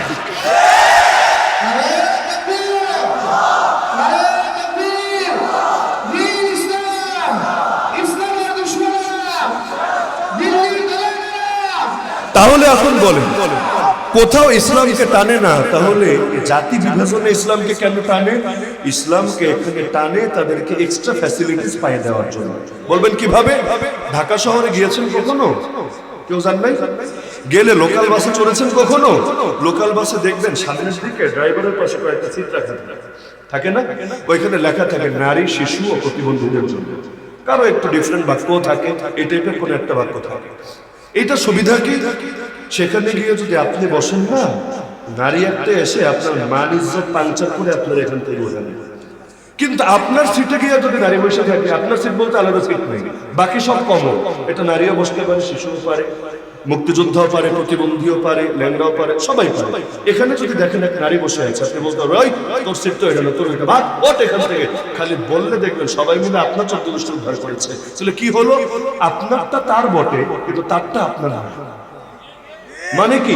যেটা কমন সেটা তো কমন, এখানে আপনারও ভাগ তারও ভাগ, তাকে এক্সট্রা কিছু ফ্যাসিলিটিস দেওয়া হয়েছে। কেন দেওয়া হয়েছে? কারণ তারা মেনে নিয়েছে। যদি স্বীকার করবে না মুখে, মুখে বলবে সমতার কথা, কিন্তু মেনে নিয়েছে তারা দুর্বল। দুর্বল হওয়ার কারণে তাদেরকে একটু স্যাক্রিফাইস করা দরকার, তাদেরকে একটু প্রায়োরিটি দেওয়া দরকার। ঠিক আছে, এটা নিয়ে আমাদের আপত্তি নাই, দিলাম প্রায়োরিটি, দিলাম স্যাক্রিফাইস, সব করলাম তোমাদের জন্য, ঠিক আছে।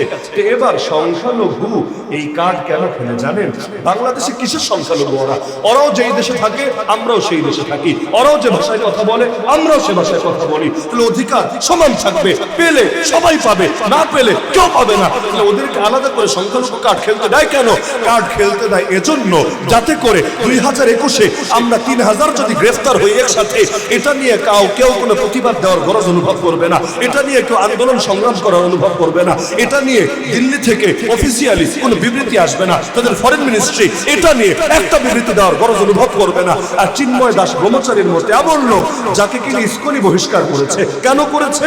তাও বাংলাদেশের ইসকন থেকেই শুধু না, তাদের সেন্ট্রাল অফিস একেবারে আমেরিকা থেকে বহিষ্কার করেছে। কেন? মন্দিরের ভেতর শিশুদের সাথে কি জানি করে, এই অভিযোগ আছে তার নামে। দেখেন, এর জন্য ইসকন বহিষ্কার করেছে, আজও পর্যন্ত ঢোকায় নেই। যেই লোকরে শিশুদের সাথে কি জানি করে মন্দিরের ভেতরে, এর জন্য বহিষ্কার করে, ওই লোকের জন্য আবার জান কুরবান করে। বাহ বাহ বাহ! বেশি করে গরুর মুখ খাইলে মাথার অবস্থা এমনই হয়। আকল বুদ্ধি বলতে থাকা দরকার কিছু। আরে অপরাধ তো অপরাধী, অপরাধ তো অপরাধী। আমার মুসলমান জাতির মধ্যে কেউ যদি অপরাধ করে, আমরা তারে আলাদা খাতিরগিরি দেখাই না, বরং অপরাধীর ব্যাপারে আমরাও অ্যাকশনের কথা বলি। কাদিয়ানির বিরুদ্ধে আন্দোলন করি, হিজবুত তাওহীদ বিরুদ্ধে আন্দোলন করি, চোর ডাকাত দুর্নীতি এগুলোর বিরুদ্ধে আমরা কথা বলি। তাহলে তোমরা পারো না কেন? যার ক্যারেক্টার এরকম তার পেছনেও দৌড়াও কেন? এমনকি গ্রেফতার হতে দেরি 24 আওয়ার্স অতিবাহিত হলো না, দিল্লির ফরেন মিনিস্ট্রি থেকে, ইন্ডিয়ার ফরেন মিনিস্ট্রি থেকে বিবৃতি চলে আসলো। কি কান্না! ওরা তো কাঁদলো। আমাদের পলাতক নেত্রীর এতদিন খবর নাই, এবার সেও বিবৃতি দিল। এমনকি বিবিসি পর্যন্ত এটা নিয়ে নিউজ কভার করলো যে তিনি বড় আহত হয়েছেন। এটা কি হলো বাংলাদেশে? এভাবে চিন্ময় দাস ব্রহ্মচারীর মতো এক মহাত্মাকে নিয়ে এভাবে বন্দী করে রাখা হলো। বড় অন্যায় হয়েছে, বড় জুলুম হয়েছে। আরে ওর দেশে মসজিদ রক্ষা করার অপরাধে 3 মুসলমানকে পাখির মতো গুলি করে শহীদ করেছে। রামের নামে স্লোগান দিতে দিতে মসজিদে ঢুকতে আসছিল, আর মুসলমানরা বাধা দিয়েছে। জয় শ্রীরাম, জয় শ্রীরামের স্লোগান বাইরে গিয়ে দে, আল্লাহর ঘরে আল্লাহু আকবার উচ্চারিত হবে, কোন রামের নামে স্লোগান হবে না।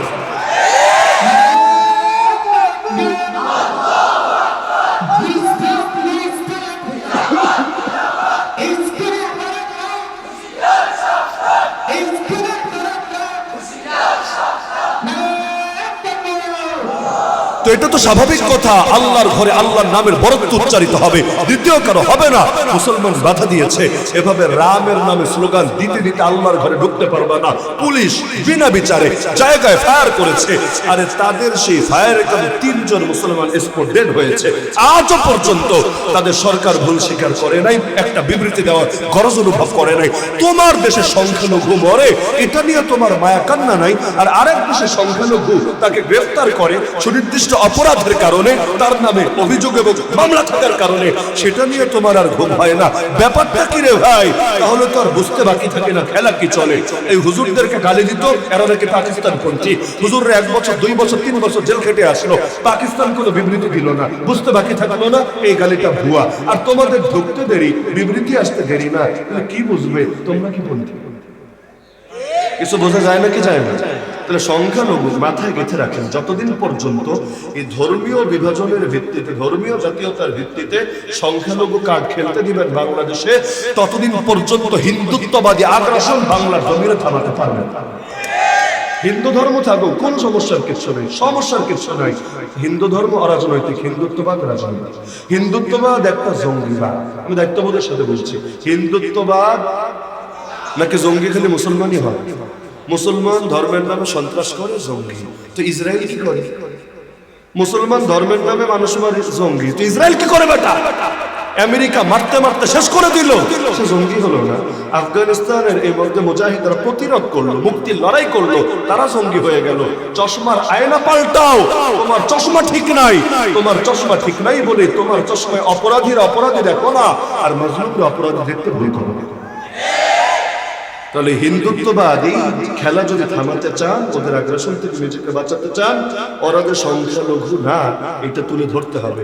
ইসলামী রাষ্ট্র হলে আমরাও বলবো সংখ্যালঘু, সমস্যা নাই, আমরা নিরাপত্তা দিব, জানমাল ইজ্জত সবকিছু নিরাপত্তা দিব, কোনো সমস্যা নেই। ওরা জিম্মি হয়ে থাকবে, কোরআনের ভাষায় জিম্মি, মুয়াহিদ, মুস্তামিন, এই যেগুলো ইসলামী ফিকার পরিভাষা, ওরা থাকবে, আমরা দিব, কোনো সমস্যা নাই।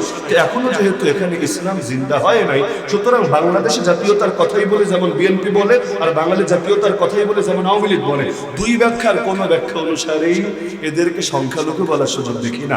আর যদি সংখ্যালঘু বলতেই হয়, বাংলাদেশের সবচাইতে বড় সংখ্যালঘু শরীফ থেকে যারা হয়েছে শরীফা, আর এরপর দ্বিতীয় ধাপে সংখ্যালঘু যারা আছে নাস্তিক, এরপর তৃতীয় ধাপে সংখ্যালঘু যারা আছে যৌনকর্মী পতিতালয় বেশ্যা। তো এইরকম ভাগ করতে করতে তোমাদের সিরিয়াল বহু পরে, ঠিক আছে, তোমাদের নিয়ে পরে ফিকির হবে, আগে এদের অধিকার তাহলে নিশ্চিত করো। তো বলবে না না, এরা সংখ্যালঘু না, ওরা সংখ্যালঘু না, তোরাও সংখ্যালঘু না, তোরাও যেই জাতি আমরাও সেই জাতি, পাইলে সবাই পাবো, না পাইলে কেউ পাবো না, বেশ কাছে খতম। যেহেতু এটা ইসলামের রাষ্ট্র না, আমরাও আলাদা ফ্যাসিলিটিস পাবো না, পাইও তো না। এই মাদ্রাসা চলে, সরকার কয় টাকা দেয় মাদ্রাসায়?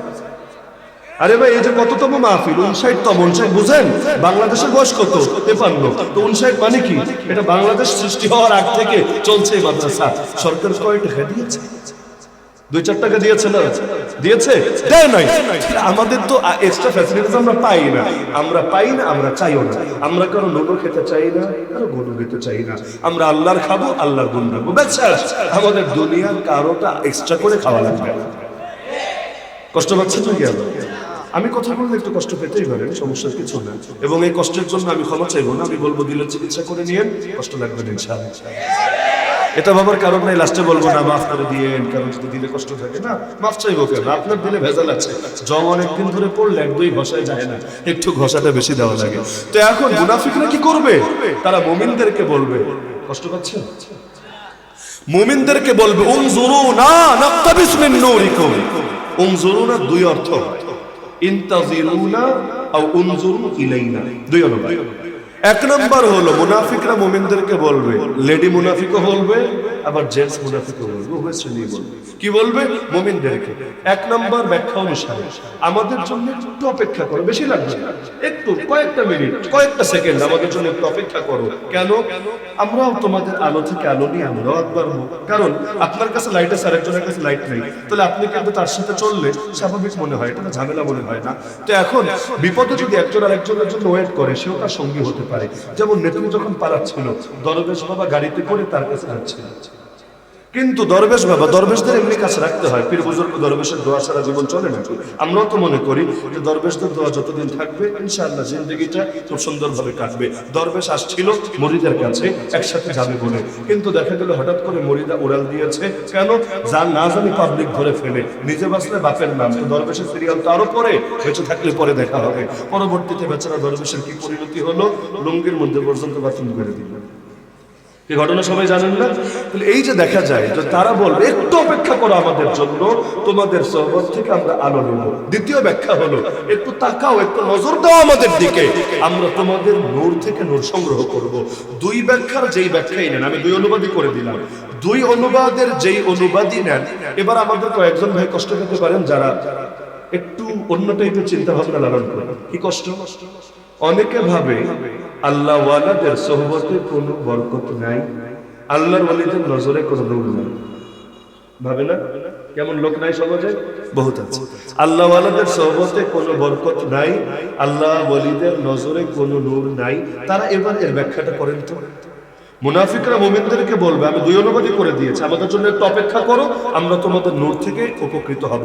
তোমরা আমাদের দিকে একটু নজর দাও, একটু তাকাও, আমরা তোমাদের নূর থেকে নূর সংগ্রহ করব। কি বুঝলেন? বুজুর্গদের সোহবতে, আল্লাহ ওয়ালাদের সোহবতে, ইমানদারদের সোহবতে নূর আছে নাকি নাই? তাদের নজরে নূর আছে নাকি নাই? যদি না থাকে তাহলে মুনাফিকরা রিকোয়েস্ট করবে কোন দুঃখে? আপনি সেই হাদিসে বা সামনে রাখেন, আল্লাহ রাসূলের কাছে এক যুবক আসলো, ইয়া রাসূলুল্লাহ, আমি নিজেকে কন্ট্রোল করতে পারছি না, আমি জিনায় জড়ায় যাব, নিজেকে আর ঠিক রাখতে পারছি না, ইয়া রাসূলুল্লাহ কি করব? আমি বুঝতে পারি জিনা পাপ, জিনা হারাম, কিন্তু নিজেকে আমি সামলাতে পারছি না। আল্লাহ রাসূল 2টা কাজ করলেন। প্রথমে যুক্তি দিয়ে বুঝালেন, আচ্ছা তুমি কি এটা পছন্দ করবা তোমার বোনের সাথে, তোমার মেয়ের সাথে, তোমার স্ত্রীর সাথে কেউ জিনা করুক? বলল কোশ্চিন কালেও না। আল্লাহ রাসূল বললেন, আচ্ছা তুমি কার সাথে জিনা করবা? যার সাথে করবা সেও কারো না কারো কন্যা, কারো না কারো স্ত্রী, কারো না কারো বোন। তো নিজের জন্য যেটা অপছন্দ করছো আরেকজনের জন্য সেটা কিভাবে পছন্দ করবা?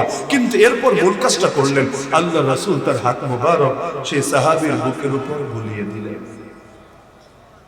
তিনি বলেন, এই হাতটা আমার বুকে বোলানোর পর থেকে একেবারে শেষ জীবনে গিয়ে বলছে, আজকের দিন পর্যন্ত, এই বুড়া কাল পর্যন্ত, আরে জিনার কল্পনা তো দূরের কথা, জীবনে কারো দিকে কোনো মেয়ের দিকে কুদৃষ্টিপাত করার খেয়ালও মনের মধ্যে আসে।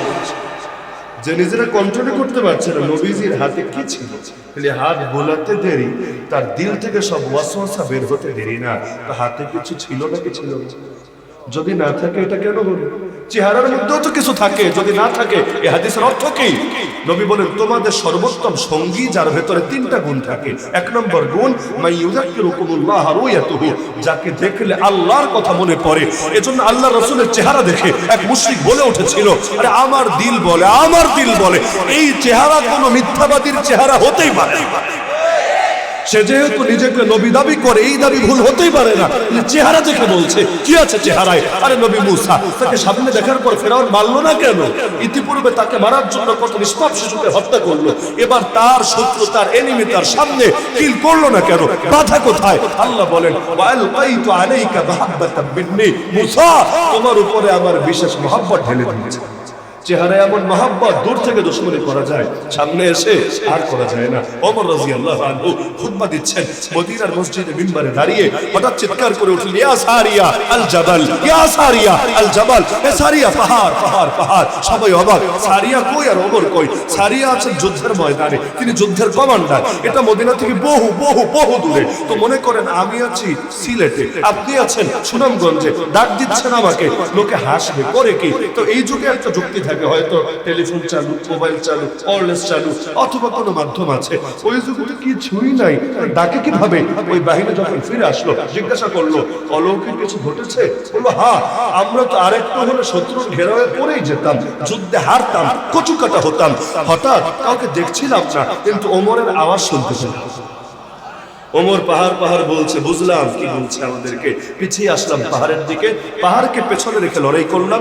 শত্রু আর ঘেরাওয়ের মধ্যে ফেলতে পারলো না, কারণ পেছনে তো পাহাড়, কোন দিক থেকে ঘেরাওয়ে ফেলবে? ওই ওমরের এক কমান্ড আমাদেরকে নিশ্চিত হার থেকে আমাদেরকে রক্ষা করার মাধ্যম হয়ে গিয়েছে। কিভাবে দেখলো? এত দূরে দেখেছে, এই চোখ দিয়ে না, ফাইন্নাহু নাযারা বিনুরিল্লাহ, দেখেছে আল্লাহর স্পেশাল নূর দিয়ে। নজরে নূর থাকে নাকি থাকে না? আপনারা অনুভব করবেন। এই যে মাহফিলে আছেন, এতক্ষণ কথা শুনছেন, এখন দিলের যে অবস্থা, যখন টিভির সামনে 2 ঘন্টা বসে থাকেন, দিলের তো অবস্থা থাকে, তাই না? ওই ঘুমাতে যাওয়ার সময় যখন মোবাইল শরীফ সাথে নিয়ে যান, এই যুগে যুবক পোলাপানের জন্য বড় ক্ষতি করে এই দুইটা জিনিস। এক নম্বর, ঘুমের চাপ আসার আগে বিছানায় যাওয়া, ঠিক না? মোটামুটি ঘুমের চাপ আসবে, এরপর যাবে। 2 নম্বর, মোবাইল শরীফটা সাথে নিয়ে যাওয়া। এই একটা জিনিস যদি আপনি সরাতে পারেন, যে মোবাইল নিয়ে বিছানায় যাবো না, নেওয়ার মধ্যে কোনো কল্যাণ নেই। মেডিকেল সায়েন্সের দৃষ্টিতে প্রচুর প্রচুর প্রচুর প্রচুর, আর ইসলামের দৃষ্টিতে তো আছে। কেন?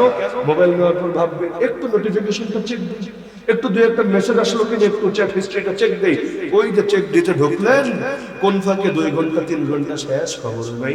মাঝে কবিরা গুনাহ যে কয়টা হয়েছে। আরে ইসলাম শিখিয়েছে ঘুমাতে যাওয়ার আগে ওযু করে ঘুমাবে, আল্লাহর নাম নিয়ে ঘুমাবে, স্বপ্নের মধ্যে আল্লাহ ভালো কিছু দেখাবে, যা দ্বারা তার ভবিষ্যৎ জিন্দেগি তো বহুত ফায়দা পাবে। এখন ঘুমাতেও যাবে, আকাম করতে করতে ঘুমের মধ্যে এইচডি সিনেমা দেখতে থাকবে, সে আরো খুশি। টিকিট কাটা লাগে না, সিনেমা হলে যাওয়া লাগে না, মাগনা সিনেমা দেখি ঘুমের ভিতরে। নাউজুবিল্লাহ মিন যালিক। এই স্বপ্ন সারে গুনাহের দিকে আরো ধাবিত করে। এগুলো হয় নাকি হয় না? আরে হয় নাকি হয় না? খুব স্বাভাবিক ব্যাপার। তো মুনাফিকরা বলবে একটু তাকাও, একটু অপেক্ষা করো, আমরা তোমাদের থেকে নূর সংগ্রহ করব। কিলা বলা হবে, কে বলবে? 2 ব্যাখ্যা, ফেরেশতারাও বলতে পারে, অথবা মুমিনরাও জবাব দিতে পারে। ইরজিউ ওয়ারাকুম, পিছনে যাও, ফালতামিসু নূরা, পেছনে গিয়ে নূর খুঁজে নিয়ে আয়। তারা ভাববে পেছনে মনে হয় কয়েক কেজি নূর স্টকে আছে, যাই একটু খুঁজে টুজে নিয়ে আসি, ওই নূর দিয়ে পথ চলা যাবে। কিন্তু তারা আসলে মিল করবে, দুনিয়ায় যা, দুনিয়া গিয়ে নূর নিয়ে আয়। কেন? আখিরাত করার জায়গা না, পাওয়ার জায়গা। আর দুনিয়া পাওয়ার জায়গা না, করার জায়গা। দুনিয়া দারুল আমাল, আখিরাত দারুল জাযা। তো এখানে নূর পাবি কই বেটা? যা নূরের জায়গায় গিয়ে নূর আন। আপনি আমারে বললেন হুজুর জেনারেটর চালাবো, তেল দেন। আরে তেল আমার কাছে কই পাবো? পাম্পে যা, পাম্পে যা তেল নিয়ে আয়। তো মুমিনরা বলবে এখানে কিসের নূর? যা দুনিয়া গিয়ে নূর নিয়ে আয়। তো এরা একটু পেছাবে, ভাববে পেছনে মনে হয় নূর আছে। এই পেছন সেই পেছন না, এই পেছন দুনিয়া। ফাদুরিবা বাইনাহুম বিসুরিন লাহু বাব, তখন তাদের ভেতর একটা প্রাচীর দিয়ে দেওয়া হবে, যার একটা দরজা থাকবে। বাতিনুহু ফিহি রাহমা ওয়া যাহিরুহু মিন কিবালিহিল আযাব, যার ভেতরের পাশে রহমত আর রহমত, বাহিরের পাশে আযাব আর আযাব। ইউনাদুনহুম, সূরা হাদীদ আয়াত 14, ইউনাদুনহুম, মুনাফিকরা ডাক দিবে, ক্বালু আলাম নাকুম মাআকুম, তারা বলবে কি রে, আমরা কি তোদের সঙ্গে ছিলাম না, তোদের সাথে ছিলাম না? দুনিয়া তো সাথেই থাকে। দুনিয়া আপনিও যেখানে, আপনিও যেই দেশে, আল্লাহওয়ালি মুরগি চোররাও তো সেই দেশে। কি দুনিয়া একসাথে থাকে না? মিলেমিশেই থাকে।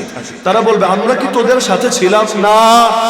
মুমিনরা বলবে বালা, অবশ্যই ছিলা, থাকলে কি হবে? ওয়ালাকিন্নাকুম ফাতানতুম আনফুসাকুম, নিজেদেরকে ফিতনায় ফেলে দিয়েছিলা। আমরা ফেলি নাই ফিতনায়। ওয়া তারাব্বাসতুম, তোমরা পরিণতির অপেক্ষায় ছিলা। ওয়ারতাবতুম, আল্লাহর ওয়াদা নিয়ে সন্দিহান ছিলা। তোমাদের ভেতরে তোমরা এটা আশ্বাস পাচ্ছিলা না। ওয়া গাররাতকুমুল আমানি, বিভিন্ন আশা আকাঙ্ক্ষা, বিভিন্ন লোভ তোমাদেরকে ধোঁকায় ফেলে রেখেছিল।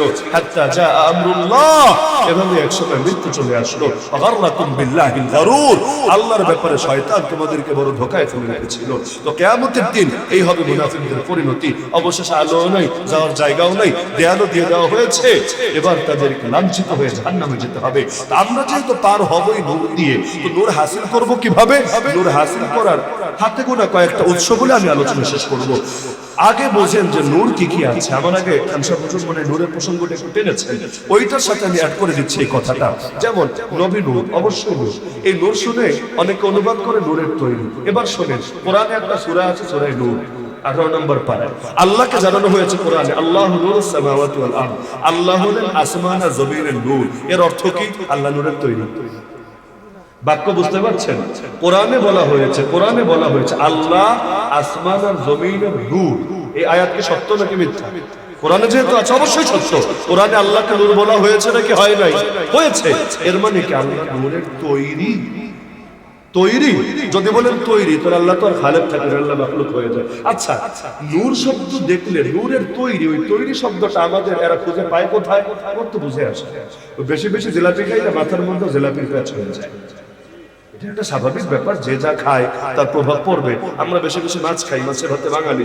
হাটহাজারী মাদ্রাসার প্রবীণ মুহাদ্দিস ছিলেন আল্লামা মুমতাজুল করিম বাবা হুজুর রাহমাতুল্লাহ আলাইহি, তিনি বলতেন মাছে মাছ খায়, বাঙালি মাছ খায়, ফলাফল বাঙালি বাঙালিরা খায়। যে যেটা খায় ফলাফল প্রকাশিত হয়। আমরা যে একজনের খাই, এর সবচেয়ে বড় দলিল কি জানেন? বাংলাদেশের জাতীয় খেলার নাম বলতে পারবেন?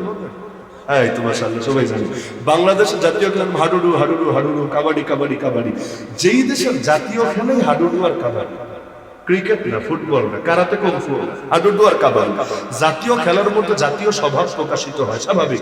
জাতীয় স্বভাব যা, জাতীয় খেলাও হবে ওই টাইপের কোনো ব্যাপার, এটা স্বাভাবিক ব্যাপার। তো জাতীয় খেলা থেকেই বোঝা যায় আমরা কোন জাতি। কেউ যে কাউকে উঠতে দেব না, কেউ যে কাউকে আগাতে দেব না, খালি ঢুকতে দেরি, পাস করে সবাই মিলে ধরে ঠাস করে আছাড় মারবো না, ল্যাং মেরে যে ফেলে দিব না, কিভাবে সম্ভব?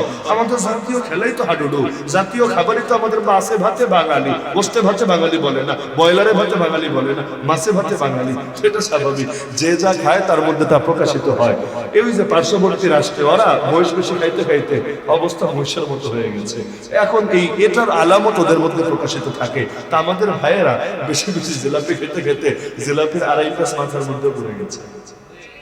জিলাপি আমিও খাই, অপছন্দ করি না, খুব মজার খাবার। আমি যখন দারুস সালামে হিফজ পড়তাম, প্রতিদিন মাদ্রাসা থেকে অনাবাসিক ছিলাম পুরা হিফজের জীবন। তো সেই যে বাসায় যখন যেতাম, দারুস সালাম অনেকে হয়তো ছিলেন, খাজদবির ছিলেন। তো যখন যেতাম আম্বরখানা থেকে সিএনজিতে উঠতাম, আম্বরখানা ওইখানে জিলাপির কয়টা দোকান আছে ওই পয়েন্টের মধ্যেই। তো আমার নিয়মিত মনে পড়ে 5 টাকা ছিল একটা পিস। যাওয়ার সময় সাধারণত 1-2টা হলো জিলাপি বেশিরভাগ দিনই খেয়ে যেতাম, মজা লাগতো। জিলাপির প্রতি আলাদা টান ছিল। তবে ওদেরও জিলাপির টান আছে, কিন্তু জিলাপির সঙ্গে আবার অনেক কিছু জড়ায় ফেলেছে। খুব সিম্পল ব্যাপার। তা আল্লাহর জাতি নূর থেকে যদি নবীরে তৈরি করা হয়, নবী আল্লাহর অংশ হয়ে যায় না? নবী থাকে না, রব হয়ে যায় তখন। ঈসা আলাইহিস সালামকে যেমন খ্রিস্টানরা রব বানিয়ে ফেলেছে, আল্লাহর পুত্র বলেছে, পরবর্তীতে রবই বানিয়েছে। রব নাকি 3 জন মিলে। সরকার যেমন বাংলাদেশে 1 জন মিলে হয় না, অনেকজন লোক মিলে সরকার হয়, রবকেও সরকার বানিয়েছে। 3 জন মিলে রব, একজন আল্লাহ, একজন জিবরিল, একজন হলেন ঈসা আলাইহিস সালাম। নাউযুবিল্লাহি মিন যালিক। তো 1 নম্বর নূর আল্লাহ, 2 নম্বরে নবীকে বলা হয়েছে নূর, 3 নম্বরে কোরআনকে বলা হয়েছে নূর, 4 নম্বর ইসলামকে বলা হয়েছে নূর। তাহলে নূরের মূল উৎসগুলো চিহ্নিত। এগুলো বাদ দিয়ে নূর হাসিলের কোনো উপায় নেই। তবে আমি স্পেসিফিক কয়েকটা আমল বলতে চাই, যেগুলো করলে একটু বিশেষ নূর পাওয়া যাবে। নূর লাগবে আপনাদের? লাগবে না? আল্লাহ রাসূল দোয়া করতেন, এই দোয়া আমরা হয়তো জীবনে করি না, আল্লাহ রাসূল করতেন। আল্লাহুম্মা জাআল ফি কলবি নূরা ওয়া ফি বাসারি নূরা ওয়া ফি সামঈ নূরা ওয়া আন ইয়ামিনি নূরা ওয়া আন ইয়াসারি নূরা ওয়া ফাওকি নূরা ওয়া তাহতি নূরা ওয়া আমামি নূরা ওয়া খালফি নূরা ওয়াজআলনি নূরা ওয়াজআলনি নূরা। হে আল্লাহ, আমার কলবে নূর দেন, আমার দৃষ্টি শক্তিতে নূর দেন, আমার শ্রবণ শক্তিতে নূর দেন, আমার ডানে নূর দেন, আমার বামে নূর দেন, আমার উপরে নূর দেন, আমার নিচে নূর দেন, আমার সামনে নূর দেন, আমার পেছনে নূর দেন। আল্লাহ আমার জন্য নূর দেন, আল্লাহ আমাকে নূর বানায়। কি দোয়া? তাহাজ্জুদের সময় উঠে আল্লাহকে বলতেন, আল্লাহুম্মা লাকাল হামদু আনতা নূরুস সামাওয়াতি ওয়াল আরদ। হে আল্লাহ, সমস্ত প্রশংসা আপনার, আপনি আসমান আর জমিনের নূর। তো নূরের দরকার আছে নাকি নাই? যদি না থাকে তবে নূরের জন্য দোয়া করে কোন দুঃখে? তাহলে নূর কিভাবে হাসিল করবেন? জাস্ট কয়েকটা পয়েন্ট বলি, অবশ্য আপনাদের ধৈর্যচ্যুতি ঘটতে পারে। যদি মনে করেন ধৈর্যচ্যুতি ঘটবে না, বলে শেষ করি। আমার সহজ, আমার ইতিমধ্যে অবস্থা খারাপ, আর ঘামে ভিজে ঠান্ডা যাচ্ছিল আর ইতিমধ্যে বাড়ছে। তো আমি শেষ করে দিলে ভালো হয় না? কয়েকটা বলে দিব। এক নম্বরে নামাজ। আল্লাহ রাসূল বলেন, মান হাফাযা আলাস সালাওয়াত, যে ব্যক্তি নামাজের ব্যাপারে যত্নবান থাকবে, কানাত লাহু নূরান ওয়া নাজাতান ইয়াউমাল কিয়ামা, তার জন্য এই নামাজ কিয়ামতের দিন নূর এবং নাজাতে পরিণত হবে। ওয়া মান লাম ইউহাফিজ আলাইহা, আর যে নামাজের ব্যাপারে যত্নবান থাকবে না। আপনারা তো আলহামদুলিল্লাহ ফজর নামাজের ব্যাপারে খুব যত্নবান, তাই না? তো যারা নামাজের ব্যাপারে যত্নবান থাকবে না, লাম তাকুন লাহু নূরান ওয়া লা নাজাতান ইয়াউমাল কিয়ামা, তাদের জন্য এই নামাজ কিয়ামতের দিন নূরও হবে না, নাজাতও হবে না। এতটুকু বললে থামলেও এত ভয় লাগতো না। পরের বাক্যটা দেখলে যে ভয় লাগে। নবী বলেন, এই বেনামাজের হাসর হবে 4 জনের সাথে। প্রথম জনের নাম ফেরাউন, দ্বিতীয় জনের নাম কারুন, তৃতীয় জনের নাম হামান, চতুর্থ জনের নাম উবাই ইবনে খালাফ। আল্লাহ আমাকে হেফাজত করুন। যারা নামাজের ব্যাপারে যত্নবান থাকবে না, নামাজ নূর তো হবেই না, যে নূর দিয়ে পৌঁছিরাতে চলবে ওটা তো হবেই না। উপরন্ত হাসর ফেরাউনের সাথে, হামানের সাথে, কারুনের সাথে, উবাই ইবনে খালাফের সাথে। আসসালাতু নূর, হাদিসে বলা আছে নামাজ হলো নূর। নামাজকে বাদ দিয়ে কোনো নূর হাসিল করা যাবে না। কিয়ামতের দিন প্রথম প্রশ্নই হবে নামাজ, নামাজ, নামাজ। আউয়ালু মা ইউহাসাবু বিহিল আবদু ইয়াউমাল কিয়ামা আস-সালাহ। এমনকি আল্লাহ রাসূলের শেষ ওসিয়ত ছিল নামাজ, নামাজ, আস-সালাহ, আস-সালাহ। আমা মালাকাত আইমানুকুম, যেই জিনিস এত দামি ওই জিনিস আমাদের কাছে হয়ে গেল এত সস্তা। আল্লাহ হেফাজত করুন। বাংলাদেশে ইসলাম কায়েম হওয়ার দরকার যেই কয়টা কারণে, এর মধ্যে অন্যতম হলো নামাজ কায়েম করা। যতদিন ইসলামের রাষ্ট্র ব্যবস্থা না আসবে, যত ওয়াজ করেন, যত দাওয়াত দেন, যত খানকা খোলেন, সবাইকে, সব মুসলমানকে পাক্কা নামাজি বানাতে পারবেন না। বলবেন ইসলামী রাষ্ট্র ব্যবস্থা হলে কিভাবে হবে? সবাই মিষ্টি মিষ্টি কথা সোজা হয় না। তখন মিষ্টি কথাও থাকবে, আইনও থাকবে। কি আইন? নামাজ পড়বি না জেলে যাবে, ক্লিয়ার বল। নামাজ না পড়লে ইমাম আবু হানিফার ফতোয়া অনুসারে জেল। তো জেলে মাগনা মাগনা খাবা আর মাগনা মাগনা থাকবা, এই ফ্যাসিলিটিস না। ইউদরাবো, মাঝে মাঝে একটু শাস্তিও দেওয়া হবে। তো নামাজের সাথে দুশ্মনী কেন বলতো? হয়তো মুচলেখা দিবি, নামাজ পড়বি, না হলে জেলে পড়ে থাকবি, কিন্তু তোরে ছাড়া হবে না। আর হাম্বলি মাযহাব তো মাশাআল্লাহ আরো ডেঞ্জারাস। সালাফিদের মতে যেটা হলো, যারা নামাজ পড়বে না ওরা আর মুসলমান নাই, তারা মুরতাদ হয়ে গেছে, ধর্মত্যাগী হয়েছে। সুতরাং তাদেরকে মৃত্যুদণ্ডে দণ্ডিত করিতে হইবেই হইবে। আপনাকে দুনিয়া থেকে টাটা গুড বাই দিয়ে বর্ডারের ওপারে না, একদম জায়গা মতো পাঠিয়ে দেওয়া হবে। বর্ডারের ওপারে গেলে তো চট করে ঢোকার একটা প্ল্যান করতে পারবেন। মাটির তলে একবার গেলে চট করেন আর ফট করেন, আর আসতে পারবেন না এখানে। তো এই পরিমাণ গুরুত্ব হলো নামাজের। তো নূর পেতে চাইলে নামাজ লাগবে নাকি লাগবে না? 2 নম্বরে উযু। আল্লাহ রাসূল জানিয়েছেন কিয়ামতের দিনে উযুকারীরা উপস্থিত হবে এমন ভাবে, কুররাম মুহাজ্জালিনা মিন আসারিল উযু, উযুর অঙ্গগুলো থেকে নূর চমকাতে থাকবে। ফামান শাআ ইউতিল গুররাতাহু ফালইফআল, যে চায় নূর বাড়াবে সে যাতে উযুর আমলটা করে। কিভাবে? নামাজ যখন পড়বেন তখন তো করবেনই, চেষ্টা করেন, আমার পরামর্শ, বাধ্যতামূলক না, আমার পরামর্শ, মহব্বতের দাবি, নিয়মিত উযুর সাথে থাকার চেষ্টা করবেন, দায়েমি উযু। কি হবে জানেন? ধীরে ধীরে দিলের মধ্যে পবিত্রতার অনুভূতি আসবে। আমি একটা ব্যাখ্যা করে বোঝাতে পারবো। আপনি নিচে কয়েকদিন করেন, অল টাইম ওযু, ঘুমাতে যাওয়ার সময় ওযুর সাথে দৌড়াবেন, বাকি টাইম ওযুর সাথে থাকবে। নামাজ পড়লে তো করবেনই ওযু, এমনিও যখনই বাথরুমে যাবেন, যখনই ওযু ভাঙবে আবার ওযু করে দিবেন, আবার ওযু করে দিবেন। কি হবে জানেন? দিলের মধ্যে আলাদা এক ধরনের পবিত্রতা পাবেন। আর যদি যখনই ওযু তখনই 2 রাকাত নামাজ পড়া যায়, তাহিয়াতুল ওযু। আল্লাহ, বেলাল রাদিয়াল্লাহু আনহুর পায়ের আওয়াজ আল্লাহ রাসূল জান্নাতে শুনেছেন। বেলাল, কি করো তুমি? ইয়া রাসূলুল্লাহ, যখনই ওযু করি 2 রাকাত নামাজ পড়ি। আল্লাহ রাসূল জানাচ্ছেন, এই আমল আল্লাহ এত ভালোবেসেছেন, আমি জান্নাতে গিয়েও তোমার পায়ের আওয়াজ শুনতে পেয়েছি। তো ওটা হোক বা না হোক, অন্তত উযুরত অবস্থায় থাকার চেষ্টা করবেন। এই টাইপের জবাব দিয়েন না, ভাই চলেন নামাজ পড়ে আসি। হুজুর কাপড় ঠিক নেই, বলে না ছেলে পেলে না, কাপড় ঠিক নাই, মরতে রেডি না, কাপড় ঠিক নাই, অবস্থায় আল্লাহর সামনে দাঁড়াতে রেডি, আজরাইলের সাথে দাঁড়াতে দেরি।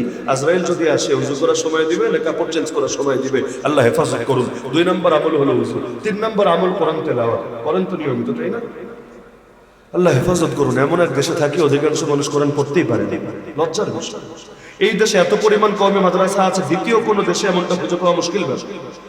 এত আলেম ওলামা, এত ওয়াজ মাহফিল, এত বক্তব্য, এত নুরানি, এত আয়োজন, তারপরও অধিকাংশ মানুষ কোরআন পড়তে পারে। লজ্জার ব্যাপার। আরে কোরআন পড়তে গিয়ে না বুঝলেও তো এক অক্ষরে 10 নেকি পাবে, ফেরাউনের নাম পড়লেও 50 নেকি পাবে। কোরআন তেলাওয়াত করতে গিয়ে ফেরাউনের নাম পড়লে 50 নেকি। 74 বার আছে কোরআন শরীফে ফেরাউনের নাম, মানে 74 রে 5 দিয়ে গুণ দেন তো দেখেন কত পরিমাণ সওয়াব পাবেন খালি ফেরাউনের নাম পড়ে পড়ে। তো কোরআনের লসটা কোথায়? শিখে ফেলেন না, শিখে ফেলেন। সামনে রমজান আসছে, আপনারা উদ্যোগ নিলে ইনশাআল্লাহ আগামী রমজানে খতম দিতে পারবেন। ইচ্ছা আছে তো? আশা করতে পারি তো ইনশাআল্লাহ ইনশাআল্লাহ ইনশাআল্লাহ। ওয়ালাকিন জাআলনাহু নূরা নাহদি বিহি মান নাশাউ মিন ইবাদিনা। নবীর শানে বেশি বেশি দুরূদ পড়েন, এটাও নূর হবে। ওয়াল্লাযী ইউসাল্লি আলাইকুম ওয়া মালায়েকাতুহু লিইখরিজাকুম মিনাজ যুলুমাতি ইলান নূর। এই যে শুক্রবার গেল না, কবে? কালকেই তো গেল নাকি? আচ্ছা, শুক্রবারে সূরা কাহফ পড়বেন। আপনার জায়গা থেকে মক্কা পর্যন্ত পুরোটারে আল্লাহ নূরে পরিণত করে দিবেন। এই সূরা কাহফ যারা তেলাওয়াত করে নূর হয়ে যায়। সূরা বাকারার শেষ 2 আয়াত, সূরা বাকারার শেষ 2 আয়াত পড়বেন, নূর হবে। আল্লাহ রাসূলের পাশে একদিন জিবরিল বসা। জিবরিল আসমানের দিকে তাকান, রাসূলুল্লাহ কি দেখলেন আপনি? তিনি বলেন, আজকে আসমানের এমন একটা দরজা খোলা হয়েছে যেটা আজকের পূর্বে কখনো খোলা হয় নাই। এই দরজা দিয়ে এমন একজন ফেরেশতা নেমে এসেছে যে আজকের পূর্বে কোনোদিন আসে নাই। আচ্ছা, তাই নাকি? কি নিয়ে এসেছে? আবশির বিনুরাইন উতিতাহুমা লাম ইউতা নাবিয়্যুন ক্বাবলাক। আপনি সুসংবাদ গ্রহণ করেন এমন 2টা নূরের, যেই 2 নূর শুধু আপনাকে দেওয়া হয়েছে, আপনার পূর্বে কাউকে দেওয়া হয় নাই। কোন 2 নূর? সূরা ফাতিহা আর সূরা বাকারার শেষ 2 আয়াত। এবং তিনি বলে দিলেন, এর যদি একটা অক্ষর আপনি পড়েন আল্লাহ আপনাকে লিখে দিয়ে দিবেন সর্বশেষ আমল। সেটা হলো, আল্লাহ রাসূল বলেন, ইন্না মিন ইবাদিল্লাহ, আল্লাহর কিছু বান্দা এমন আছে, মান লাইসু বিআম্বিয়া ওয়ালা শুহাদা, যারা নবীও না, যারা শহীদও না, ইয়াগবিতুহুমুল আম্বিয়া ওয়া শুহাদা বিমাকানিহিম ওয়া কুরবিহিম মিনাল্লাহি আযজা ওয়া জাল। তবে তাদেরকে দেখে নবীরাও ঈর্ষা করবে, শহীদরাও ঈর্ষা করবে, কারণ আল্লাহ তাদেরকে নিজের এমন বিশেষ নৈকট্য দান করবে। নবীও না, শহীদও না, এমন মর্যাদা পাবে, নবী আর শহীদও দেখে ঈর্ষা করবে। তারা কারা সেটা আর বলবো না। আপনাদের ধৈর্য খতম হলে আমারও কষ্ট করে বলার মধ্যে কোনো ফায়দা নেই। আমি কষ্ট করে কি লাভ অসুস্থ শরীর নিয়ে, যেখানে আপনাদের ধৈর্য ফুরিয়ে গিয়েছে। ওয়া আখিরু দাওয়ানা আলহামদুলিল্লাহি রাব্বিল আলামিন। আসসালামু আলাইকুম ওয়া রাহমাতুল্লাহি ওয়া বারাকাতুহু।